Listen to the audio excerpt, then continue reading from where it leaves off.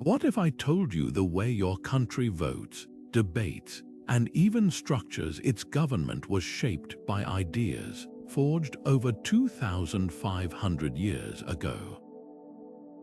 Picture the sun-baked hills of ancient Athens, where for the first time in recorded history, ordinary citizens, not kings, not warlords, gathered to argue, decide, and steer the fate of their city.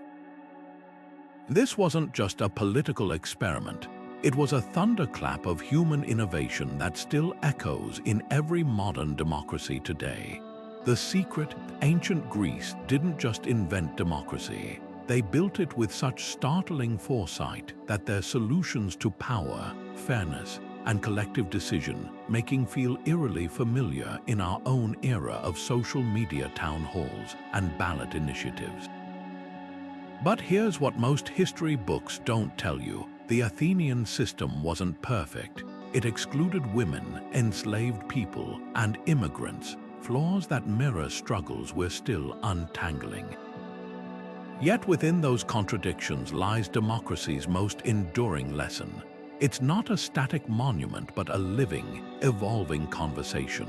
The ancient Greeks fought over voter eligibility, term limits, and fake news just as fiercely as we do now. Their triumphs and failures hold up a mirror to our own political moment, revealing how debates we think are modern actually stretch back millennia. That's the real magic of this story. You'll start spotting fragments of ancient Greek democracy in everything from your local school board meetings to the constitutional rights we often take for granted. So let's set the record straight. This isn't just a dusty history lesson. It's a detective story tracing how 34 radical ideas from antiquity became the invisible scaffolding of our world. How did a system designed for city-states of 40,000 adapt to nations of millions? Why do we still quote Pericles' funeral speech but forget his warnings about demagogues? And what can a civilization that debated politics in open-air theaters teach us about digital age governance? Grab your virtual chitin. We're diving into the messy, brilliant origins of the political tools we use every day, and you'll never look at a ballot box the same way again. Imagine standing shoulder to shoulder with bakers, blacksmiths, and farmers in the shadow of the Acropolis, raising your hand to decide whether Athens should go to war or levy new taxes. This wasn't just a theoretical exercise, it was the beating heart of Athenian democracy, where every eligible citizen had a literal seat at the table. The revolutionary idea wasn't just that people could vote, but that governance belonged to the collective voice of the community. Unlike the top-down rule of pharaohs or emperors, Athens flipped the script. Power flowed upward from the people, not downward from the throne. But here's what made it truly radical. Participation wasn't passive. Citizens didn't just cast ballots, they debated in the assembly, served on juries, and even held public office by lottery. Think of it like a civic duty on steroids. If you were chosen, you weren't just voting on infrastructure projects, you were overseeing them personally. This hands-on approach created a society where politics wasn't a spectator sport but a shared responsibility. Fast forward to today, and you'll see traces of this ethos everywhere, from jury duty to town hall meetings. Yet the system had its quirks. To ensure even the working class could participate, Athens paid citizens for jury service and assembly attendance, an ancient version of show up, get paid, shape policy. Critics called it bribery, supporters saw it as leveling the playing field. Sound familiar? Modern debates over voter accessibility and campaign finance echo these same tensions. The genius of Athenian democracy wasn't just its ideals, but its messy, practical solutions to the timeless question, how do you get people to care? And then there's the darker irony. While Athens championed participation, its definition of citizen was shockingly narrow: freeborn men over 18, excluding women, enslaved people, and immigrants. That contradiction haunts democracies to this day, the gap between who gets a voice and who's left unheard. But here's the twist. Even with its flaws, Athens proved something revolutionary: that ordinary people, given the tools and trust, could govern themselves. That leap of faith from subjects to stakeholders is why their legacy still resonates every time we mark a ballot or protest a law. The agora might be ruins now, but its spirit lives on wherever people demand a say in their future. Now picture this: 5,000 voices rising in heated discussion under the open sky, stone benches filled with farmers and philosophers alike, each taking their turn to stand and argue their case. This was the Athenian assembly, not just a voting body, but humanity's first great stage for public debate. What made it revolutionary wasn't merely the act of voting, but the raw, unfiltered exchange of ideas that happened first. Unlike the decrees of kings or the whispers of backroom deals, Athenian decisions emerged from the crucible of public persuasion, where every citizen had the right to speak and the obligation to listen. The rules were simple but profound. Proposals weren't rushed through, they endured scrutiny from every angle. A potter might challenge a general's war strategy. A stonemason could dismantle a wealthy merchant's tax proposal with logic alone. This was democracy in its purest form, not just majority rule, but collective reasoning. And here's the astonishing part: they didn't have microphones or social media. Persuasion relied on clarity, evidence, and the ability to hold a crowd's attention under the Mediterranean sun. Sound familiar? Today's political speeches, TED Talks, and even viral Twitter threads owe their DNA to those ancient orators who proved ideas could change minds without force. But the Athenians understood a dangerous truth: debate without structure breeds chaos. That's why they invented the prodroi, a rotating group of moderators who kept discussions focused and timed.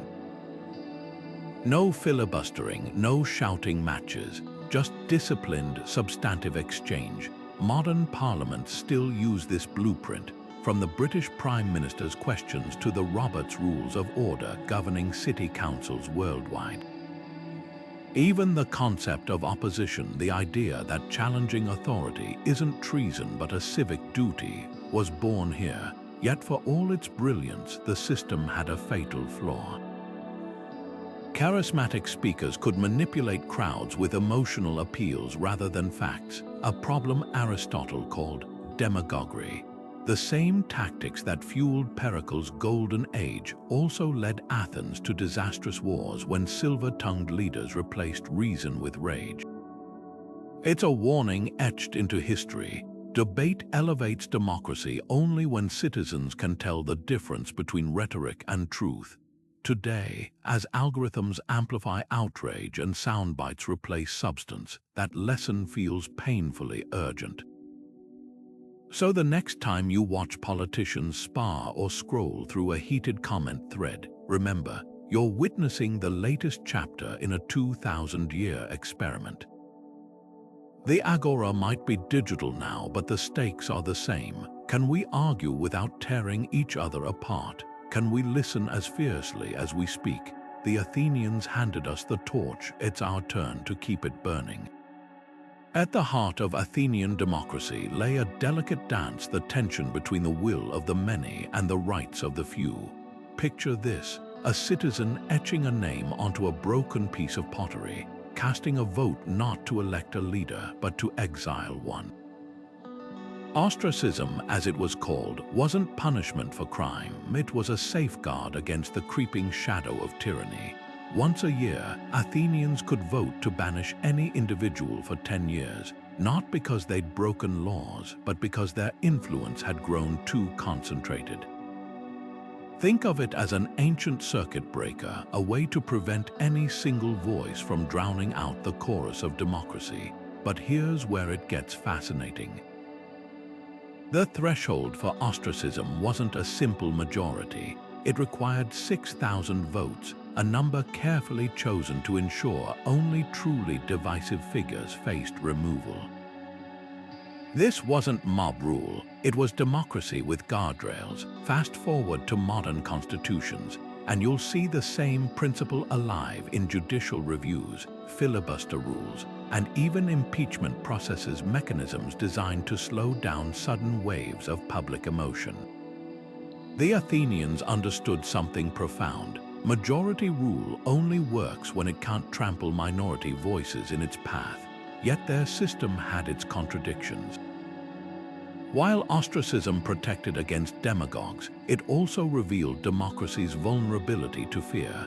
The same process that exiled would-be tyrants also banished visionaries like Aristides, nicknamed the Just, simply because his rivals swayed public opinion. Sound familiar? Modern politics still grapples with this paradox: how to filter out dangerous populism without stifling dissent. The solution, both then and now, lies in balance. Athens paired majority votes with rotating leadership, term limits, and even randomized lotteries for some offices, all tools to distribute power widely. Today's democracies inherit this blueprint. Constitutional rights act as anchors, preventing temporary majorities from eroding freedoms like speech or religion. Courts serve as referees, much like Athens' citizen juries did, ensuring no single faction rewrites the rules unchecked. But the greatest lesson isn't in the structures, it's in the mindset. The Athenians didn't see democracy as a winner-takes-all game. They built it as a shared project where today's minority could be tomorrow's majority, and where protecting dissent wasn't weakness, it was the system's strength. So the next time you hear about judicial overreach or partisan gridlock, remember, these aren't flaws in the system. They're echoes of an ancient design, forcing us to pause, debate, and above all protect democracy from its own impulses. The pottery shards are gone, but the question remains: how do we keep power in the hands of the people without letting it corrupt the very ideals it's meant to serve?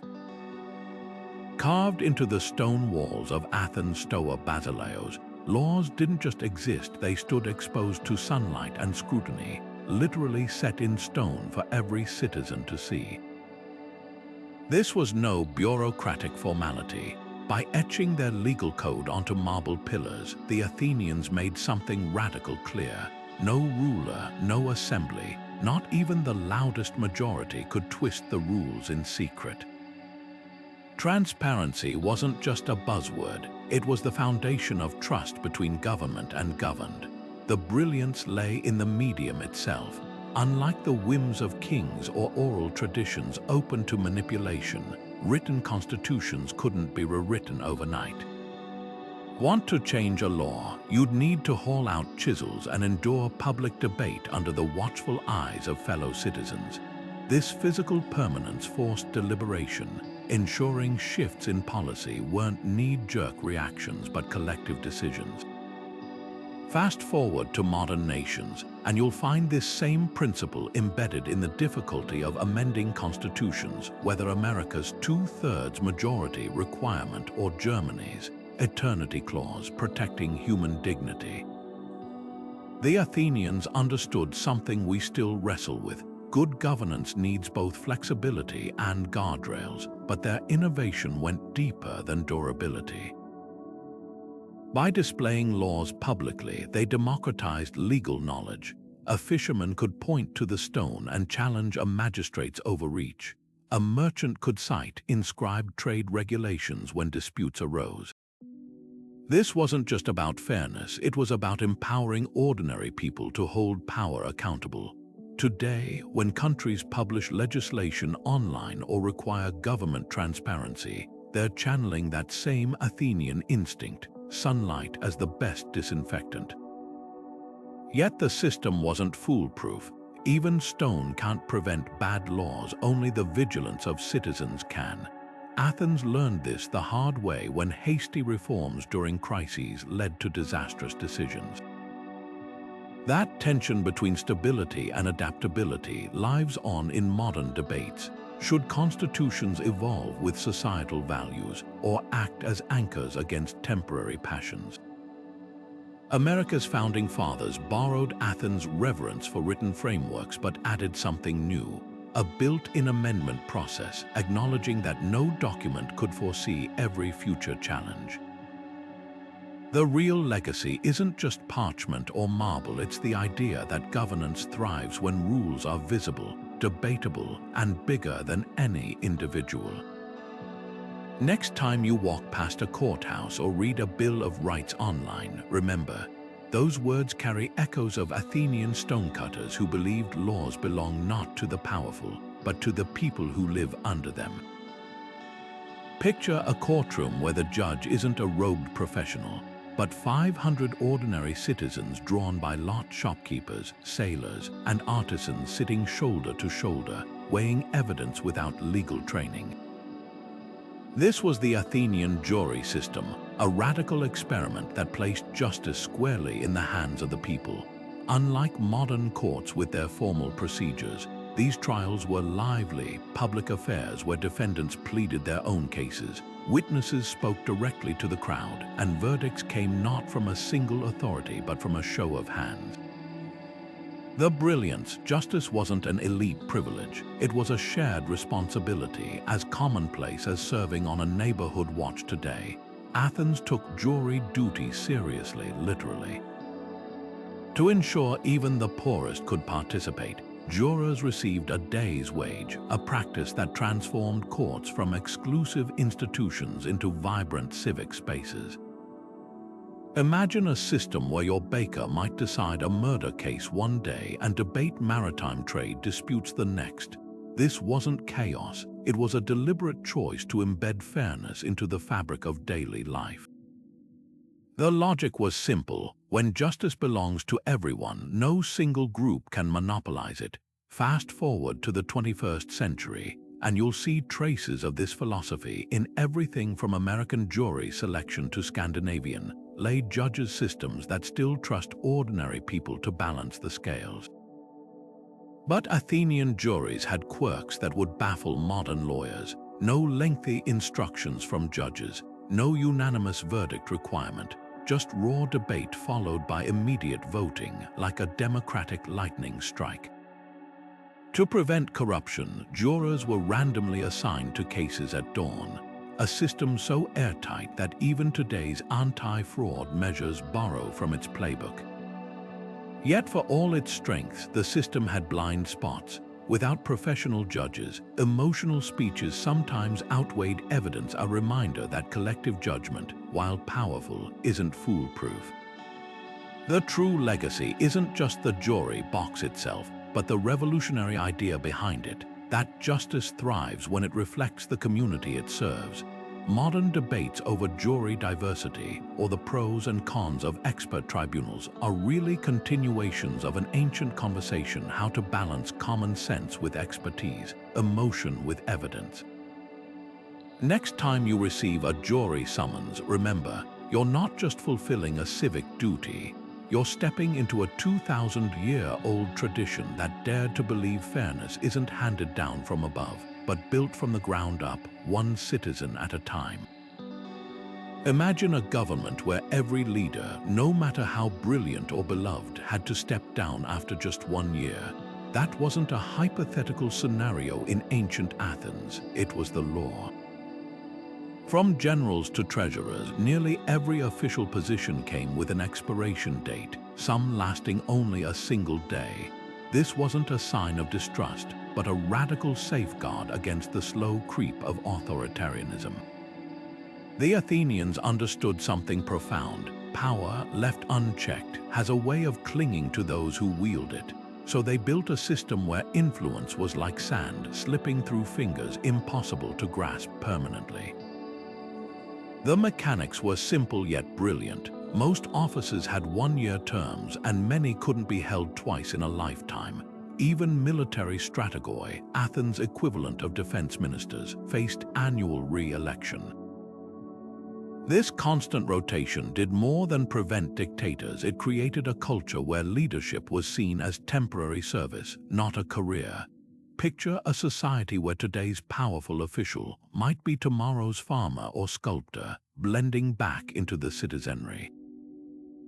That deliberate humility still echoes in modern democracies, from presidential term limits to local council term restrictions.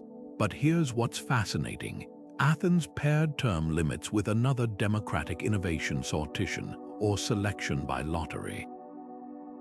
For hundreds of administrative roles, random citizens were chosen like jury duty, serving briefly before returning to private life. This wasn't just about preventing power grabs, it was about distributing civic experience widely. Think of it as democracy's answer to muscle memory. The more citizens who'd held office, the stronger the body politic became. Today's civil service exams and rotating committee assignments owe a debt to this philosophy of shared governance. Yet the system wasn't without tension. Some roles, like military leadership, required expertise that annual turnover couldn't guarantee. Athens solved this by allowing repeated elections for select positions, but always with public scrutiny. The lesson: even necessary exceptions needed sunlight. Modern democracies still wrestle with this balance, allowing re-election for some roles while capping others, recognizing that stability and freshness both have value. The true genius of Athenian term limits wasn't just in restraining bad leaders, it was in nurturing good citizenship. When power circulates like blood through a body, it keeps the whole system alive.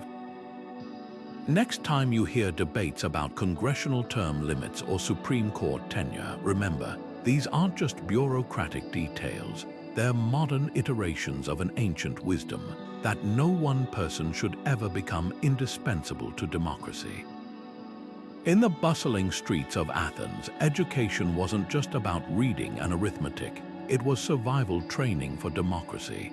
Young citizens didn't merely memorize facts. They practiced defending positions, spotting logical fallacies, and dissecting laws like skilled surgeons.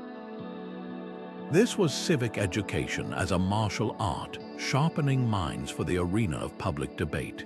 The Athenians grasped a truth we're still reckoning with.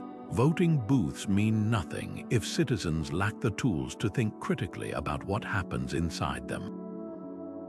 Rhetoric schools flourished not to create polished politicians, but to equip everyday people with the weapons of persuasion and analysis. Picture a blacksmith's son learning to dismantle a flawed argument with the same precision his father used to shape iron. These weren't abstract skills, they were the difference between being heard or ignored in the assembly, between spotting a demagogue's trap or falling for it. Fast forward to modern civics classes, voter guides, and even fact-checking websites, and you'll see the same urgent premise. Democracy's health depends on the mental fitness of its participants. Yet Athenian civic education had layers modern systems often miss. Alongside speechcraft came ethics, the idea that persuasive power carried moral weight. Teachers like Isocrates drilled students on a haunting question: what good is eloquence if it serves injustice? This dual focus on skill and conscience created what we'd now call media literacy for an oral culture. Citizens learned to weigh a speaker's character alongside their arguments, a safeguard against what we'd recognize today as disinformation. The echoes are unmistakable in contemporary efforts to teach digital literacy alongside traditional civics, proof that the information arms race began long before algorithms. The system wasn't perfect. Only wealthy males typically accessed advanced training, creating an education gap that mirrored political inequalities. But the core insight remains revolutionary: democracy isn't self-sustaining. It requires active cultivation, like tending an olive grove that feeds generations. Modern nations that invest in robust civic education, from Norway's student parliaments to Singapore's constitutional studies, are harvesting those ancient seeds. Meanwhile, societies that neglect this work often find their democratic institutions withering, their public squares overrun by the noise of uninformed passion. Here's what the Athenians understood that we often forget. Civic knowledge isn't just about memorizing how a bill becomes law. It's about developing the reflexes of a free people. The ability to question gracefully, compromise thoughtfully, and recognize when passion has overtaken reason. As our information landscape grows more chaotic than the Athenian agora ever was, that 2,000-year-old lesson rings clearer than ever. Democracies don't die in darkness. They starve in broad daylight, bit by bit, when citizens forget how to feed them. Every Athenian official, from the lowliest tax collector to the most celebrated general, knew this moment would come, the Uthina, a final reckoning where their entire term would be laid bare for public examination.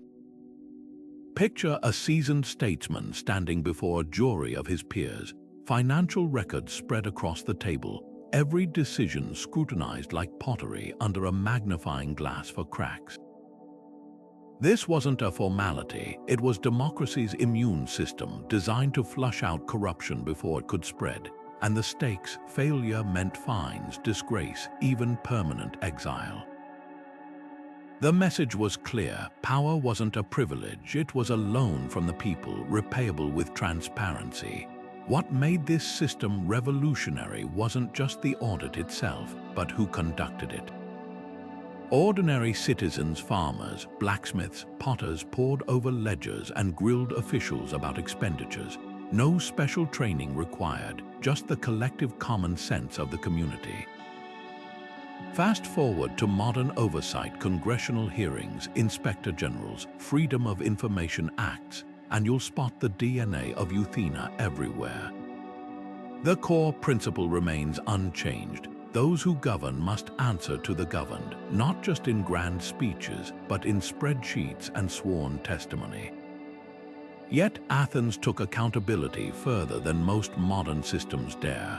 Officials faced two distinct phases of scrutiny: a financial audit and a qualitative review of their decisions. Imagine if today's leaders had to publicly justify not just how they spent money, but why they voted certain ways or appointed specific advisors. The Athenians recognized that corruption wears many masks. Sometimes it's embezzlement, other times it's favoritism or negligence. Their solution: sunlight as policy, with citizens acting as living, breathing accountability mechanisms. Here's where modern democracies diverge, and not always for the better. While we've kept Athens' suspicion of unchecked power, we've often outsourced oversight to specialists: auditors, ethics committees, investigative journalists. These layers add expertise but risk creating distance between leaders and the public they serve. Athens' genius was making accountability visceral and participatory. When a shipbuilder could question a general's wartime expenses directly, corruption wasn't an abstract concept, it was a neighbor's betrayal. The lesson isn't that we should dissolve modern institutions, but that accountability thrives on proximity. Today's citizen oversight apps, public budget dashboards, and even viral social media threads are rediscovering this ancient truth. The closer the watchdogs, the harder it is for shadows to grow. The Uthina's real legacy isn't in marble records, it's in the unshakable idea that no leader, no matter how powerful, gets the final word. The people do. Always, the roar of voices in the Athenian assembly wasn't just noise, it was the sound of a radical idea taking shape, that every citizen, no matter their station, had the right to stand and speak their mind. This wasn't mere tolerance of dissent. It was active encouragement, a cultural insistence that truth emerges when ideas clash openly. Picture a fishmonger challenging a landowner's proposal, or a young potter quoting Homer to argue against war. In a world where most societies silenced opposition with force, Athens carved out space for something extraordinary: the notion that a city thrives not by silencing its critics, but by hearing them.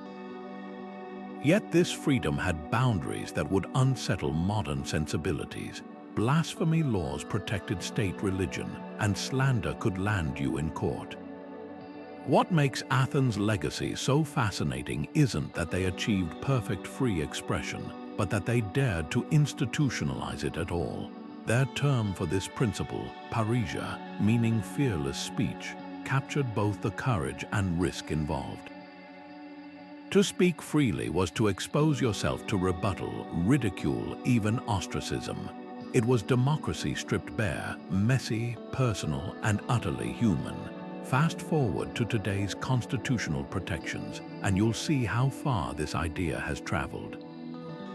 The First Amendment's shield for unpopular views, the European Court of Human Rights' defense of artistic expression, even the global debate over social media moderation, all descend from Athens' gamble that a society is stronger when it lets conflicting voices collide.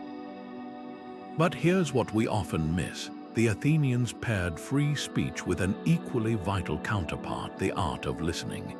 Assembly rules required citizens to hear opposing arguments before voting. No shouting matches, no walkouts, just the discipline to let words land before responding. The tension at the heart of parrhesia still pulses through modern debates. How do we protect speech that unsettles or offends without letting it drown out marginalized voices? Athens' answer wasn't perfect. Their exclusions remind us that even revolutionary ideals have blind spots, but their core insight remains vital. Free expression isn't just a right, it's a muscle that weakens without exercise. Every time we engage with ideas that challenge us rather than silencing them, we're not just honoring an ancient legacy. We're keeping alive the experiment that began when a handful of Athenians decided the future belonged not to those who spoke loudest, but to those who listened hardest. Before Solon's reforms, justice in Athens wasn't blind. It blinked for the powerful. Picture a world where debts could chain you to lifelong servitude, where bloodlines dictated your right to trial, and where aristocrats settled disputes like kings presiding over fiefdoms. Then came a poet-lawyer with a radical notion. What if the law became a great leveler, blind to wealth and birth? Solon's Satire, his shaking off of burdens, didn't just cancel crushing debts. It rewrote the moral code of Athenian society, declaring that no free citizen could be enslaved by another. This wasn't charity, it was the first tectonic shift towards something revolutionary. The idea that justice should treat a laborer's grievance with the same gravity as a landowner's. Yet Solon's work was only half the battle. Decades later, Cleisthenes took the scalpel to aristocratic privilege again, dismantling the old tribal system that concentrated power in noble families. By reorganizing citizens into new demes based on geography rather than lineage, he didn't just redraw maps, he rewired the social circuitry of Athens. Suddenly, your influence in court didn't depend on which ancient family you hailed from, but on your standing as a member of the demos, the people. This was equality before the law in its rawest form, not just a philosophical ideal, but a bureaucratic reality etched into civic life. The echoes are unmistakable in modern courtrooms. When Lady Justice wears her blindfold, she channels Solon's insistence that scales balance for all. When constitutions guarantee due process regardless of status, they honor Cleisthenes' demolition of hereditary privilege. But here's what often gets overlooked. Athenian legal equality wasn't about pretending differences didn't exist. It was about creating structures to counteract them. Jurors received pay so poverty couldn't bar participation. Public legal arbitrators helped non-elites navigate complex procedures. These weren't just policies, they were acknowledgments that fairness requires active design. Of course, the cracks in the system glare by modern standards. Women, enslaved people, and foreigners remained outside this egalitarian circle, a reminder that progress often comes in phases. Yet the core breakthrough still resonates. laws lose legitimacy when they serve some more than others. Today's battles over equal access to legal representation, cash bail reform, or racial disparities in sentencing aren't new struggles, they're the latest chapters in Athens' unfinished project. The real legacy isn't that they perfected equality, but that they dared to institutionalize the pursuit of it, planting seeds we're still nurturing millennia later. So the next time you hear equal justice under law, remember, it's not just a plaque on a courthouse wall. It's the living echo of a revolution that began when ordinary Athenians refused to let their voices be weighed by the silver in their pockets or the blood in their veins. Beneath the shadow of the Acropolis, an Athenian citizen would approach the voting area clutching two small bronze discs, one solid, one hollow. With a quick glance around, they'd drop one disc into a clay jar, their choice shielded from prying eyes by the simple act of a closed fist. This wasn't just a voting method, it was democracy's first firewall against intimidation and manipulation. The genius lay in its physical design, the Cleroterion, a randomized allotment machine that assigned citizens to voting groups, combined with the sealed amphoras where ballots vanished without a trace. Together, they created something revolutionary, a space where influence stopped at the voting jar's rim, and each choice belonged solely to the citizen making it. The Athenians understood what modern democracies still grapple with, that voting in the open invites pressure, whether from wealthy patrons, powerful families, or even friendly neighbors. Their solution: make the act of decision-making literally untraceable. Jurors casting verdicts on Socrates used lead tokens that left no distinguishing marks. Assembly members voting on ostracism scratched names on pottery shards that all looked identical once piled together. This meticulous anonymity wasn't about secrecy for its own sake. It was about creating conditions where people could vote their conscience, not their circumstances. Fast forward to today's curtained voting booths and encrypted digital ballots, and you'll see the same principle at work. When Australia introduced the secret ballot in the 1850s, they called it the Australian ballot, but the DNA was pure Athenian. The moment a voter steps behind that flimsy curtain, they enter a space designed to break chains of obligation, social pressure, and retaliation. Even the humblest paper ballot carries forward that ancient promise: your choice is yours alone. Yet Athens' system had nuances we often overlook. Voting wasn't always secret. Some public offices were filled by show of hands in the assembly. The difference: those were decisions made collectively, out loud. When it came to judging individuals or settling divisive issues, anonymity became sacred. This split approach reveals a sophisticated understanding of human behavior, that transparency builds trust in some contexts, while privacy protects integrity in others. Modern debates over voter ID laws and mail-in ballots are, at their core, still wrestling with this balance between accountability and coercion. What makes the secret ballot legacy so enduring isn't just the mechanism, but the philosophy behind it. Democracy thrives when choices reflect genuine will, not performative compliance. Every time we mark a ballot in private, we're participating in an ancient experiment to separate power from spectacle and individual judgment from collective pressure. The tokens may have changed from bronze discs to bubble forms, but the revolutionary idea remains. True self-governance requires moments of sacred solitude. At the break of dawn, 500 Athenian citizens gathered in the Tholos, a circular building where the Boul Athens Steering Committee began its daily work. These weren't career politicians. They were farmers, potters, and merchants chosen by lottery to serve for a single year. Their task: to transform the raw energy of public debate into actionable governance. Think of them as the city's digestive system, breaking down the chaos of ideas into nutrients the assembly could actually use. The Boul didn't just set agendas, they drafted precise proposals, reviewed foreign policy, and even managed state finances, all while ensuring no single individual could hijack the process. This was democracy's first experiment with a crucial balance: efficiency without autocracy. What made the Boul revolutionary wasn't its existence, but its constraints. Members could propose solutions but never impose them. Every decision ultimately returned to the full assembly for debate and approval. Imagine a modern legislative committee stripped of its power to pass laws unilaterally, functioning purely as a filter and facilitator. Athens' genius was recognizing that complex societies need specialization without surrendering sovereignty.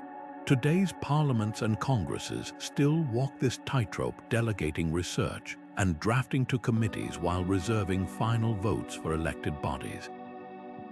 The Boul's legacy lives on every time a subcommittee hears expert testimony or marks up a bill, only to send it to the floor for broader scrutiny.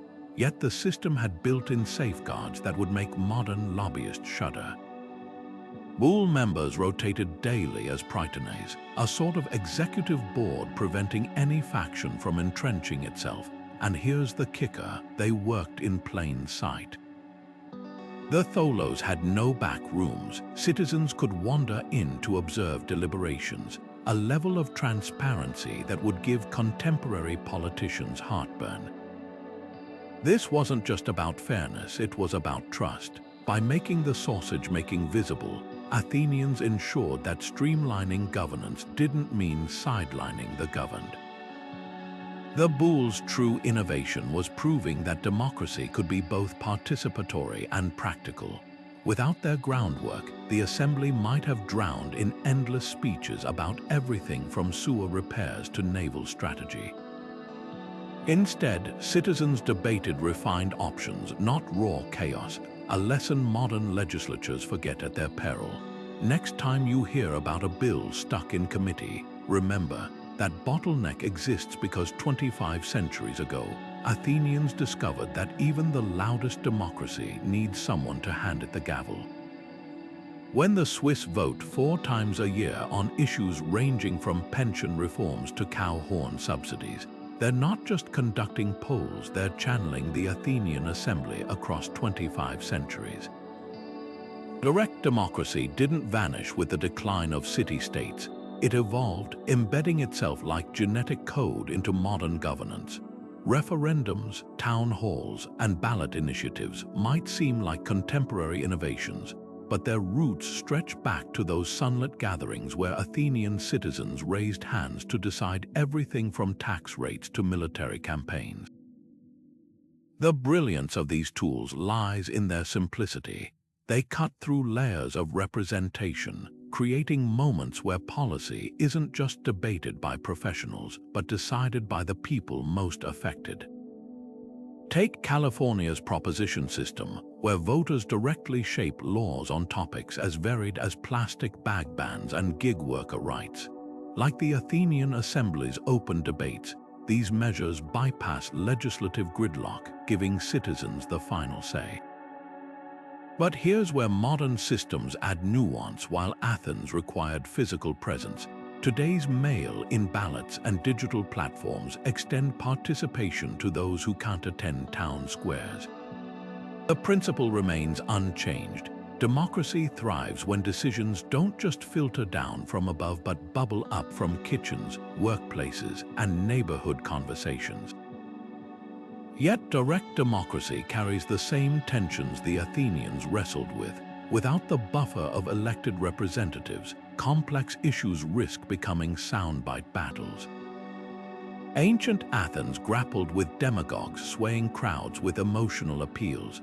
Modern democracies face similar challenges when social media reduces nuanced policies to viral slogans. The solution, then as now, lies in pairing direct participation with robust deliberation. Switzerland doesn't just drop referendums on voters, it provides detailed explanatory booklets, ensuring choices are informed, not impulsive. This fusion of ancient principles with modern scaffolding shows how direct democracy can avoid becoming mob rule. The true legacy isn't in the mechanisms themselves, but in their philosophical foundation, trust in collective wisdom. When New England towns still gather for annual meetings to approve budgets line by line, or when Taiwan's digital democracy platform lets citizens co-write legislation, they're proving that the scale of modern societies doesn't have to erase the spirit of face-to-face decision-making. The Agora might have transformed into Zoom calls and voting apps, but the heartbeat remains the same. Ordinary people, given the right tools, can still steer their shared destiny. For the Athenians, democracy wasn't a spectator sport. It was a living, breathing commitment that demanded skin in the game. Picture a potter leaving his workshop not just to vote, but to serve on a jury, audit public funds, or even oversee naval supplies for a year. This wasn't optional. It was woven into the fabric of citizenship like threads in a loom. What modern societies might call civic duty, Athenians saw as liturgia, literally, the work of the people, a sacred exchange where rights came hand in hand with responsibilities. The genius wasn't just in granting privileges, but in designing systems where participation became unavoidable, like stepping stones across a river that every citizen had to cross. Fast forward to today's jury summons or voter registration drives, and you'll spot the fingerprints of this ancient bargain. But Athens took it further than most modern nations dare. Forget gentle reminders. Their system imposed steep fines on wealthy citizens who shirked public service, while paying the poor to participate. This carrot-and-stick approach reveals a profound insight. Democracy withers when treated as a convenience rather than a covenant. When Switzerland fines non-voters or Australia makes ballots mandatory, they're channeling that same Athenian understanding, that collective decision-making requires collective buy-in. Yet here's where ancient and modern ideals diverge. Athenian civic duty was intensely personal. You didn't just check a box. You might find yourself personally responsible for approving a temple's construction or interrogating a general about battle losses. Modern systems, by contrast, often reduce participation to isolated acts. A vote here, a jury summons there. The lesson isn't that we should replicate Athens' exact methods, but that we've lost something vital in making citizenship too transactional. When civic engagement becomes occasional rather than immersive, democracy risks becoming a vending machine. Insert vote, receive governance rather than a shared project. The most striking parallel lies in how both societies grapple with participation gaps.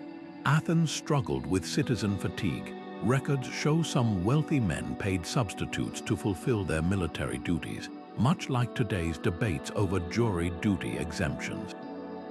Their solution, rotating short-term service across the population, preventing burnout while maintaining engagement. Modern experiments like citizens' assemblies, where randomly selected groups deliberate on complex issues, are rediscovering this wisdom, proving that meaningful participation doesn't require lifetime commitments, just thoughtful design. What endures isn't the specific mechanisms, but the underlying ethic. That self-governance survives only when citizens see themselves as stewards, not just beneficiaries. Every time we grumble about jury duty but serve anyway, or research ballot measures after work, we're keeping alive a pact signed in Athenian dust 25 centuries ago, that freedom's price isn't just paid in blood, but in time, attention, and the occasional inconvenience.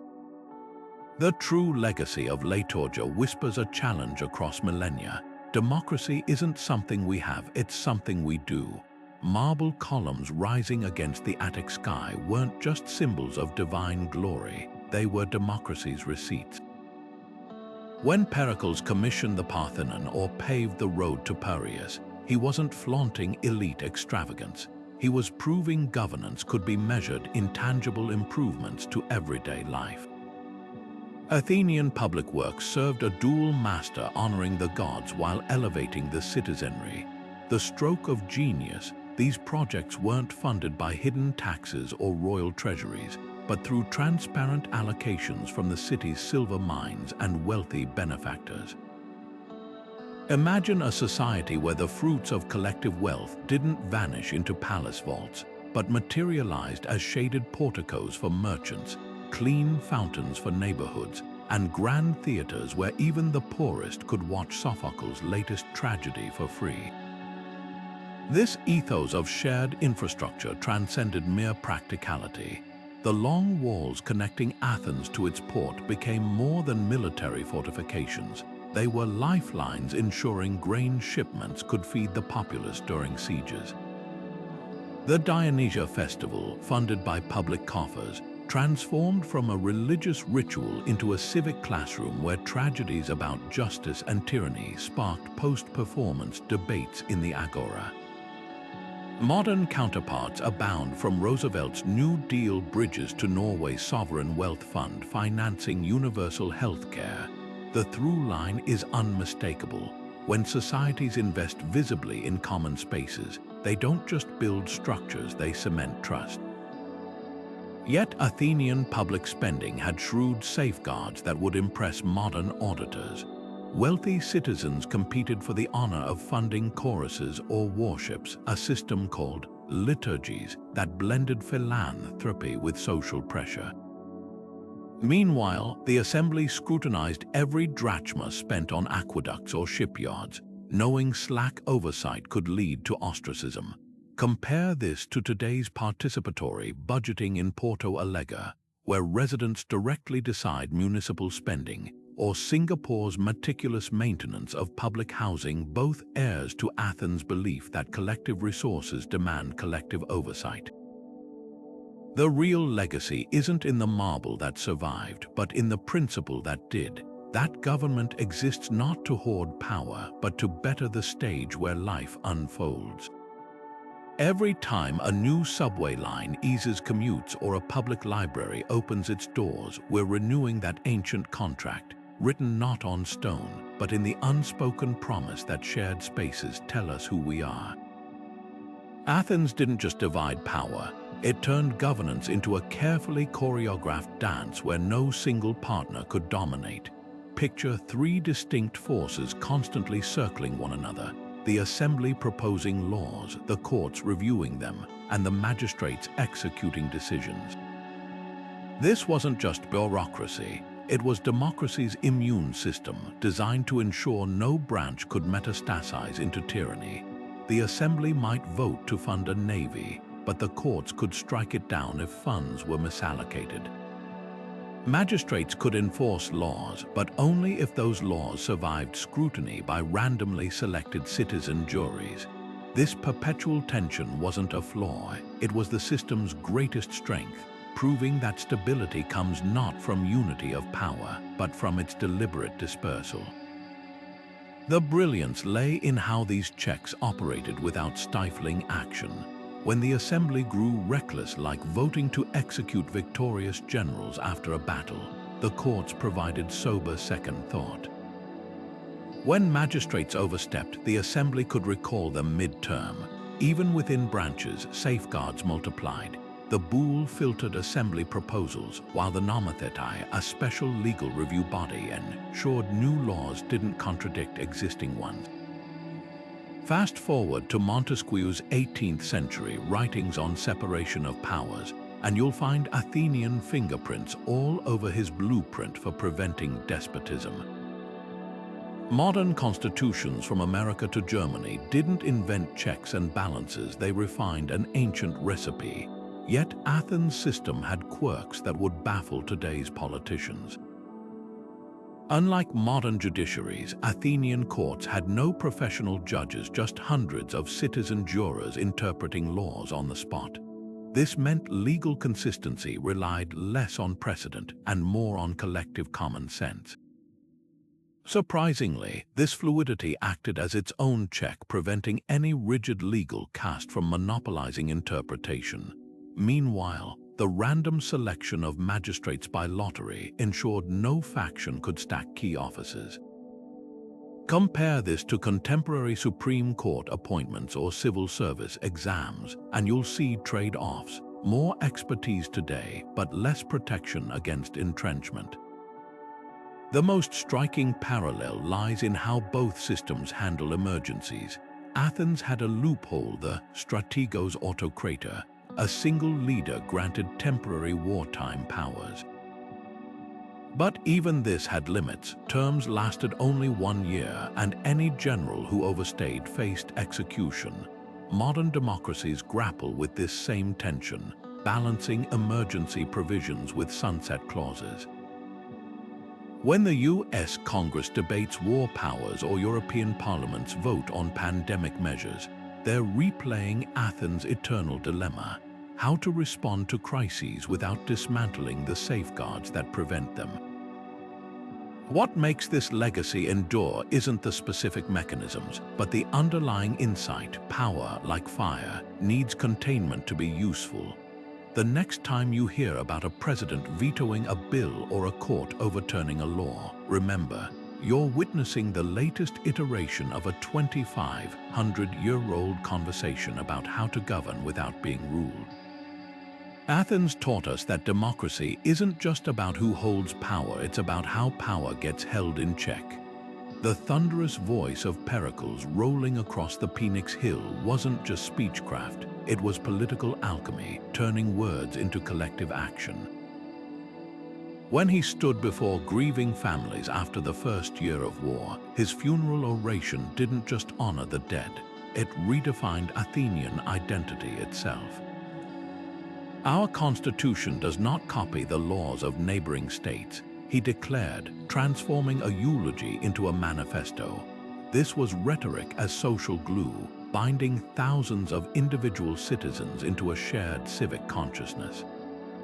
Modern politicians still chase that same transformative power whenever they invoke national values in inaugural addresses or crisis speeches, whether Churchill's wartime broadcasts or Obama's More Perfect Union address. The DNA of every great political speech traces back to those Athenian experiments in verbal persuasion. But Athenian oratory wasn't just about lofty ideals. Demosthenes, the legendary statesman whose Philippics warned against Macedonian expansion, perfected what we'd now call opposition research. Before confronting rival politicians, he'd spend nights studying their past speeches for inconsistencies, then dismantle their arguments point by point in the assembly. Picture a 4th century version of modern debate prep, where verbal duels could determine whether Athens went to war or raised taxes. The forensic precision of his speeches, marshalling evidence, anticipating counterarguments, would feel right at home in today's parliamentary exchanges or Supreme Court briefs. What set Athenian rhetoric apart was its brutal accountability. Unlike modern teleprompter speeches delivered to sympathetic crowds, Athenian leaders faced live heckling, interruptions, and immediate votes on their proposals. A single poorly constructed metaphor or shaky premise could collapse an entire policy initiative. This pressure cooker environment birthed techniques we still use: the rule of 3 for emphasis, rhetorical questions to engage audiences, and the strategic pause for dramatic effect. When TED Talk coaches advise speakers to make eye contact or tell personal stories, they're distilling lessons first tested under the Mediterranean sun 2 millennia ago. Yet the system had safeguards against manipulation. Schools of rhetoric taught aspiring speakers that persuasion carried moral weight, what Aristotle called ethos, the character behind the word. A speaker known for dishonesty might dazzle momentarily, but consistent deceit eroded their ability to sway crowds. This ancient insight resonates in modern research, showing trust as the bedrock of political influence. The twist: today's digital landscape often rewards viral deception over sustained credibility, making Athens' emphasis on character seem both quaint and urgently relevant. The true test of Athenian oratory came in moments of crisis. When the Sicilian expedition ended in catastrophic failure, surviving generals had to stand before the assembly and explain their choices without slideshows or spin doctors. Their speeches weren't judged by applause but by survival, literally. This unforgiving arena forced leaders to hone both substance and delivery, knowing flowery words wouldn't mask flawed strategies. Contemporary leaders facing parliamentary no-confidence votes or impeachment trials navigate similar crucibles, where eloquence must be welded to accountability. What endures isn't just the techniques, but the underlying philosophy, that democracy thrives when persuasion replaces force. Every time a modern politician steps onto a debate stage or delivers a State of the Union, they're participating in an ancient experiment proving that societies can change course not through swords but through sentences. The Agora's echoes remind us that while platforms have evolved from stone steps to smartphone screens, the core challenge remains unchanged: to move minds without moving armies. To qualify as an Athenian citizen, you needed more than just residency. You required 2 generations of Athenian blood flowing through your veins. This strict hereditary rule created a political class both fiercely proud and shockingly small. Perhaps just 10% of Athens' population held full rights. Yet within that exclusion lay a revolutionary idea. Citizenship wasn't just about living somewhere, but belonging irreversibly to its fate. The privileges were tangible: voting rights, land ownership, legal protections, but so were the obligations: military service, jury duty, financial contributions for public festivals. This wasn't passive residency, it was active partnership in a shared project called Athens. Modern debates about birthright, citizenship, and naturalization tests echo these ancient tensions. When America's 14th Amendment guarantees citizenship to anyone born on its soil, or when European nations require language proficiency for passports, they're wrestling with the same core question Athens first posed: what truly binds someone to a political community? Is it blood, as Athens believed, soil, as many nations now accept, or something more intangible: shared values, civic participation, a willingness to contribute? The Athenian answer, steeped in their fear of outsiders diluting the polis, feels jarring today, yet its ghost lingers in every immigration policy debate. The exclusionary nature of Athenian citizenship reveals a painful paradox. The same society that pioneered democratic participation erected walls around it, barring not just foreigners but even long-time Metic residents, skilled craftsmen and merchants who paid taxes and fought in wars yet remained perpetual outsiders. Their status wasn't unlike modern dreamers. Contributing members of society denied full membership. The tragic irony: many of Athens' greatest thinkers, like Aristotle, were themselves metics, their brilliance flourishing despite systemic second-class status. This tension between contribution and belonging still simmers wherever nations grapple with undocumented workers who sustain economies yet lack political voices. Yet Athens also gifted us a counterweight to exclusion: the concept of citizenship as active engagement, not just legal status. Their system demanded participation, showing up for assembly, serving on juries, debating in the agora. This ethos resurfaced in 18th century revolutions, when American and French thinkers argued that voting wasn't just a right but a civic sacrament. Today's experiments with participatory budgeting or citizens' assemblies carry forward this radical premise. True citizenship means rolling up your sleeves, not just holding a passport. The most enduring lesson lies in how Athens treated its newest citizens. When they occasionally granted citizenship to foreign allies like the Plataeans who fought alongside them, the integration was total.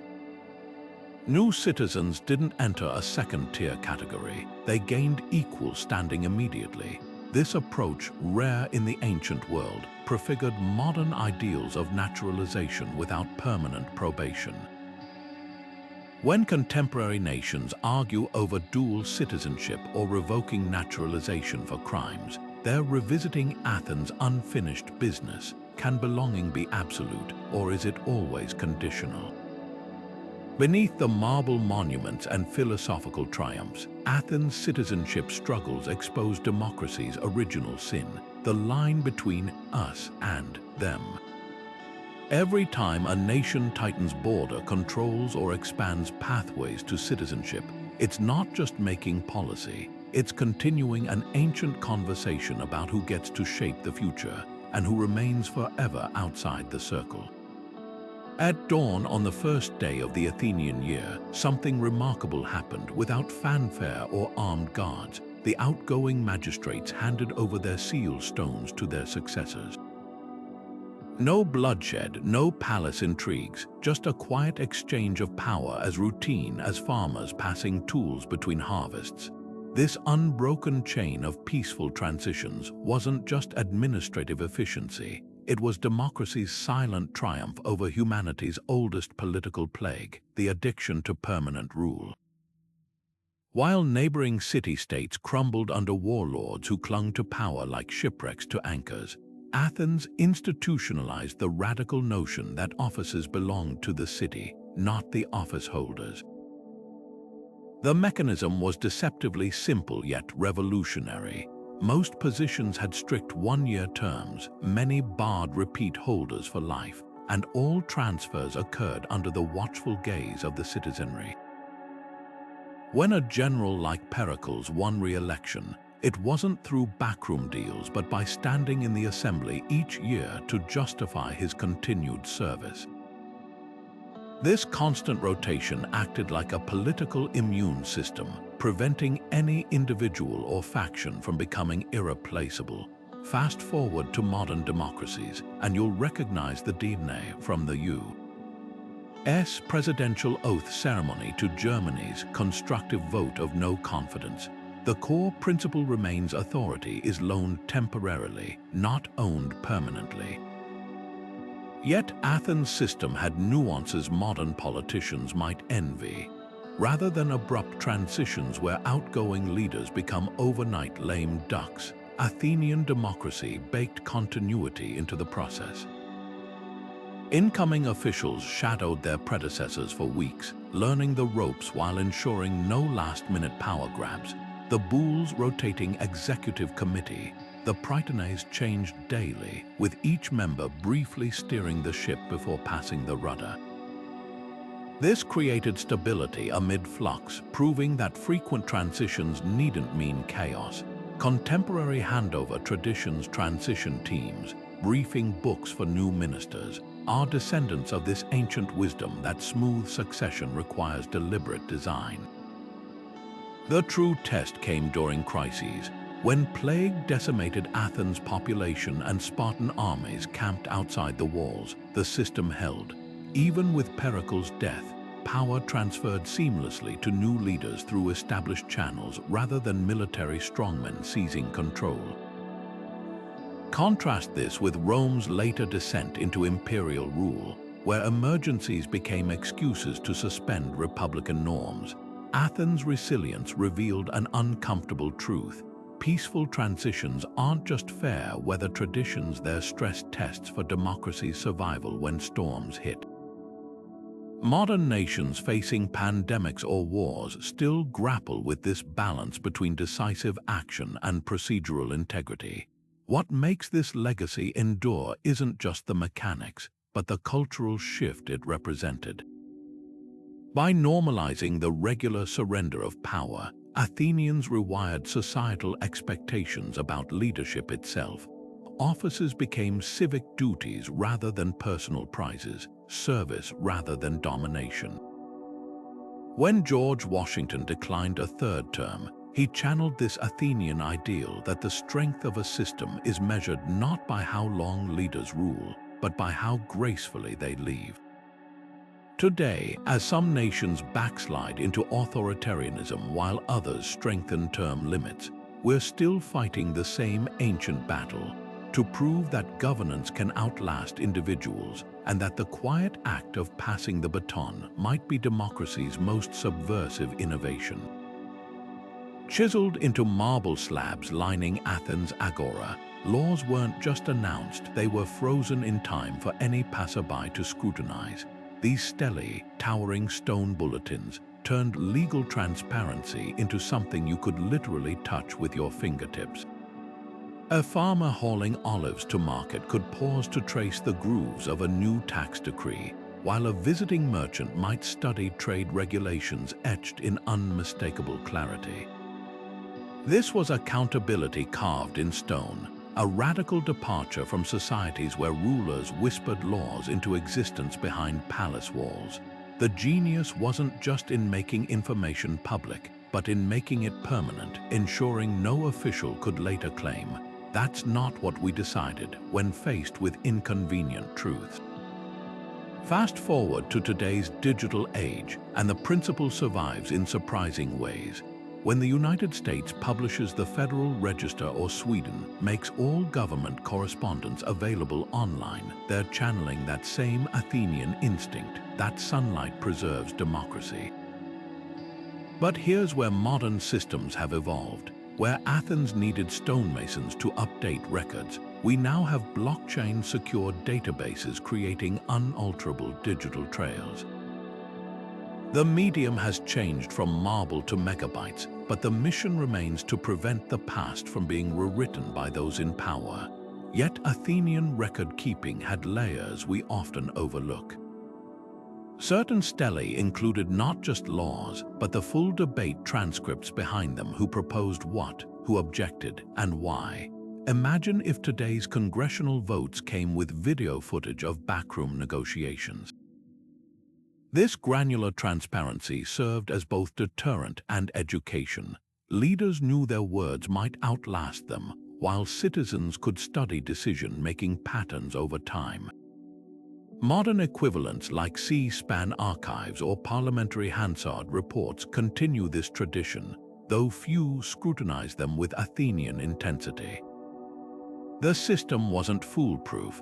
Weather eroded some inscriptions, while others fell victim to deliberate defacement during political upheavals, an ancient form of censorship. This fragility sparked innovations. Important decrees were duplicated and displayed in multiple locations, much like today's distributed cloud servers prevent single-point data failures. The lesson: transparency requires redundancy. When Russia's government suddenly disappeared online records of opposition party registrations in 2021, activists relying on decentralized archives could prove what had been erased, a digital era echo of Athenians preserving stele copies in temple sanctuaries. What makes this legacy vital isn't just the records themselves, but who controls them. Athenian stelae stood in public squares, not government offices, a deliberate choice to keep power decentralized. Modern battles over FOIA requests or whistleblower protections reveal the same tension. Should transparency serve the institution or the people? Next time you search a property deed online or fact-check a politician's decade-old speech, remember, you're exercising a right hardwired into democracy's DNA by scribes who knew stone outlasts spin. In the smoke-filled workshops of Athens, a bronze smith's son with a knack for strategy could find himself commanding warships not because of his birth, but because the city recognized talent when it saw it. This was democracy's quiet rebellion against the ancient world's rigid hierarchies. While Athenian society never fully escaped its aristocratic leanings, it cracked open a door that most civilizations kept bolted shut: the idea that excellence, not just ancestry, should determine who leads. Picture a young Themistocles, born far from Athens' old money families, rising through sheer naval brilliance to outmaneuver the Persian Empire at Salamis. His story wasn't a fluke.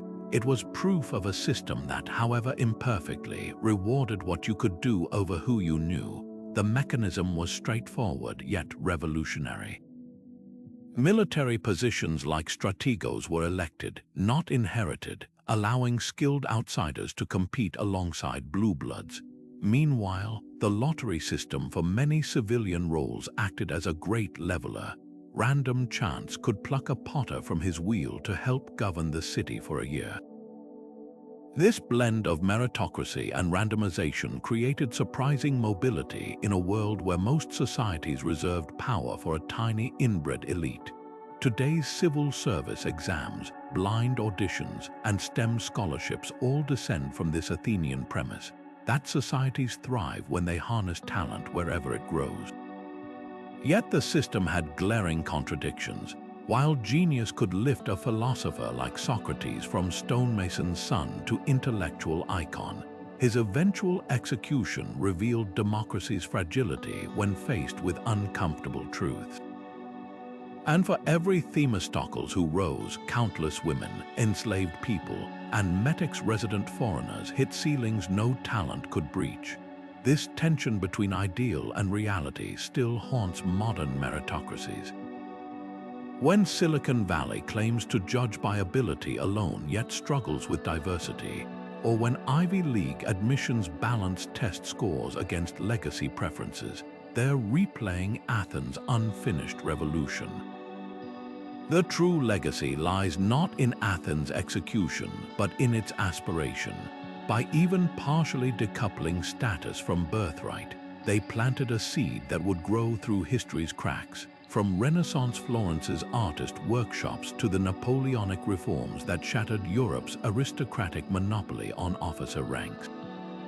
Today's debates over affirmative action, nepotism, and equal opportunity are ultimately about how much weight we give to that ancient idea, that every society has unseen Themistocles waiting for their chance to prove themselves.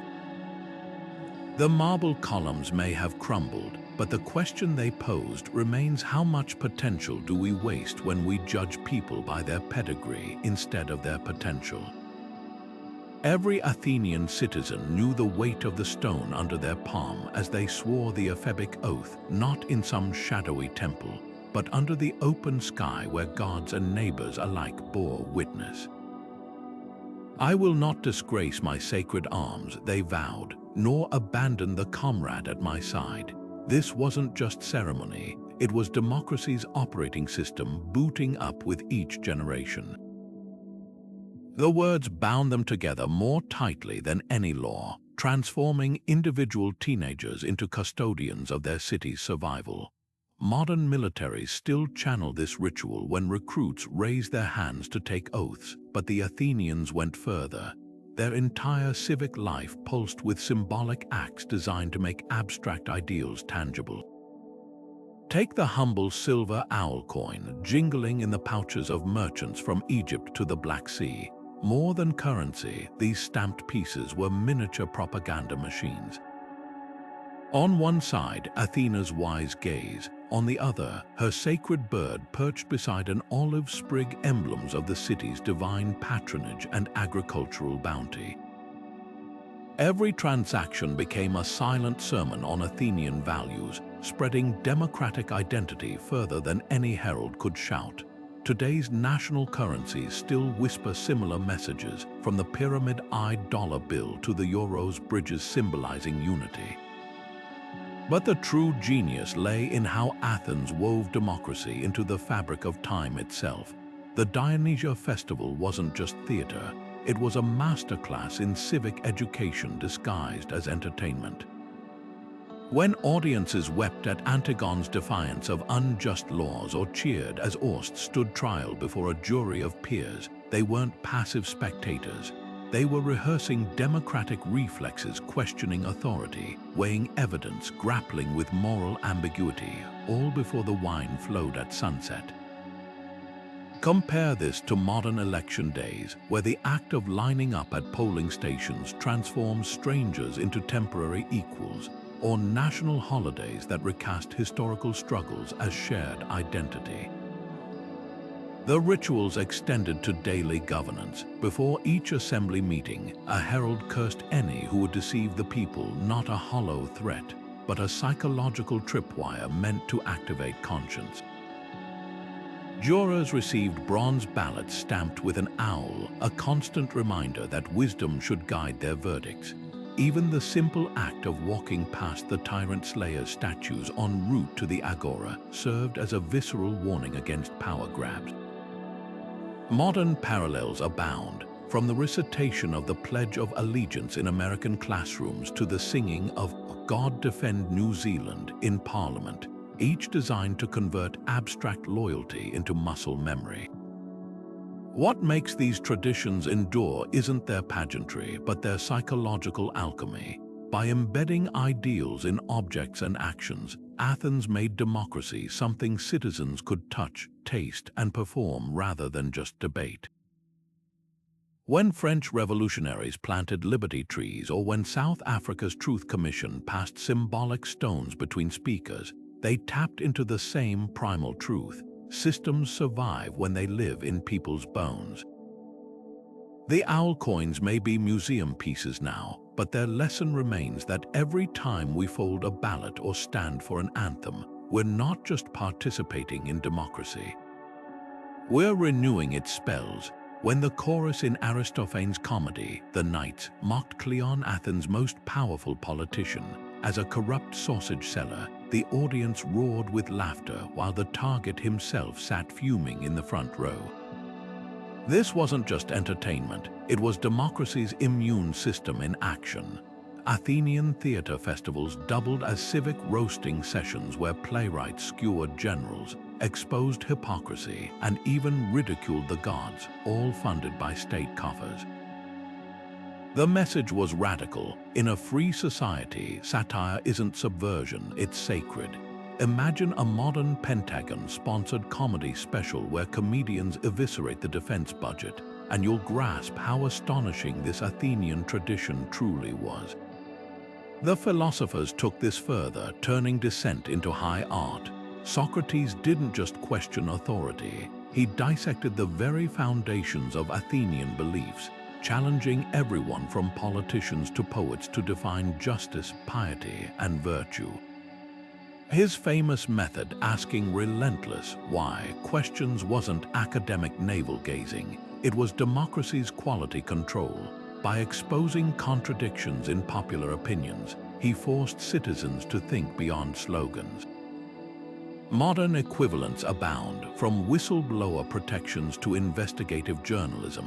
But Athens' genius was institutionalizing critique as patriotism rather than punishing it as treason. Yet this legacy carries a painful irony. The same society that staged plays mocking leaders also executed Socrates for corrupting the youth. Athenian democracy, like modern ones, wavered between embracing dissent and feeling threatened by it. The lesson isn't that they were hypocrites, it's that free societies constantly recalibrate this tension. When Martin Luther King Jr. cited Socrates in his Letter from Birmingham Jail, or when Soviet dissidents circulated samizdat copies of Aristophanes, they were drawing from this same well, the idea that loving your country sometimes means holding up a mirror to its flaws. The true power of Athenian dissent lies in its mediums. Tragedies like Antigone framed moral dilemmas without easy answers, training citizens to wrestle with complexity. Philosophers' dialogues modeled how to disagree without dehumanizing, a stark contrast to today's social media flame wars. Even the physical spaces mattered. Theaters built into hillsides ensured no single VIP section could dominate, just as the circular agora put speakers on equal footing. Modern protest movements from Tahrir Square to Zuccotti Park consciously echo these designs, proving that dissent thrives in spaces engineered for collective engagement. What endures isn't just the right to criticize, but the civic muscle to do it constructively. Athens taught us that democracy isn't a chorus singing in unison, it's a symphony of competing notes, sometimes harmonizing, sometimes clashing, but always moving toward something greater than its parts. The next time you see a political cartoon that stings or hear an argument that unsettles your beliefs, remember, that discomfort isn't democracy breaking. It's democracy working exactly as designed 25 centuries ago on a hillside drenched in Mediterranean sunlight. Athens didn't just govern itself, it pioneered an experiment that would reshape how societies organize across vast distances. When the dust settled after defeating Persia in 479 BCE, Athens faced a dilemma: how to prevent future invasions without becoming the very empire they'd fought against. Their solution, the Delian League, started as a loose alliance of city-states pooling resources for mutual defense, but it quietly planted the seeds for a concept that would echo through history: federalism. Picture over 100 islands and coastal cities contributing ships or silver to a shared treasury, initially housed on the neutral island of Delos. This wasn't just a military pact, it was the ancient world's first laboratory for balancing local autonomy with collective security. The tensions that emerged feel startlingly modern. Smaller members soon grumbled as Athens began treating the League like its personal navy, moving the treasury to the Acropolis and using funds to build the Parthenon. Meanwhile, islands like Naxos that tried to leave found themselves besieged by Athenian triremes, a stark lesson in how voluntary alliances can harden into coercive systems. Yet within these struggles lay a breakthrough realization: collaboration across sovereign entities requires constant recalibration between unity and independence.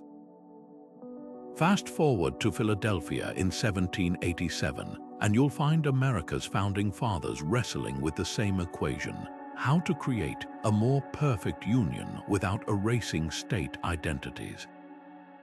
The EU's delicate dance between Brussels and member states today replays this ancient script, proving some governance puzzles transcend time. What made the Delian League revolutionary wasn't its eventual imperial overreach, but its underlying architecture. Contributions weren't arbitrary, they were scaled to each polis's capacity, creating an early progressive taxation system. Disputes between members went to Athenian courts, foreshadowing modern supranational arbitration. Even the League's military coordination, standardizing ship designs and sharing intelligence, mirrors NATO interoperability today. The genius and fragility of the model both stemmed from the same source. It relied on voluntary compliance until it didn't. When Athens started enforcing participation, the League lost its legitimacy, a cautionary tale for any federation that confuses dominance with leadership. The League's ghost lingers wherever regions debate integration. Switzerland's cantons, Germany's Länder, even Canada's provinces all navigate versions of Athens' original dilemma: how much sovereignty to surrender for collective strength.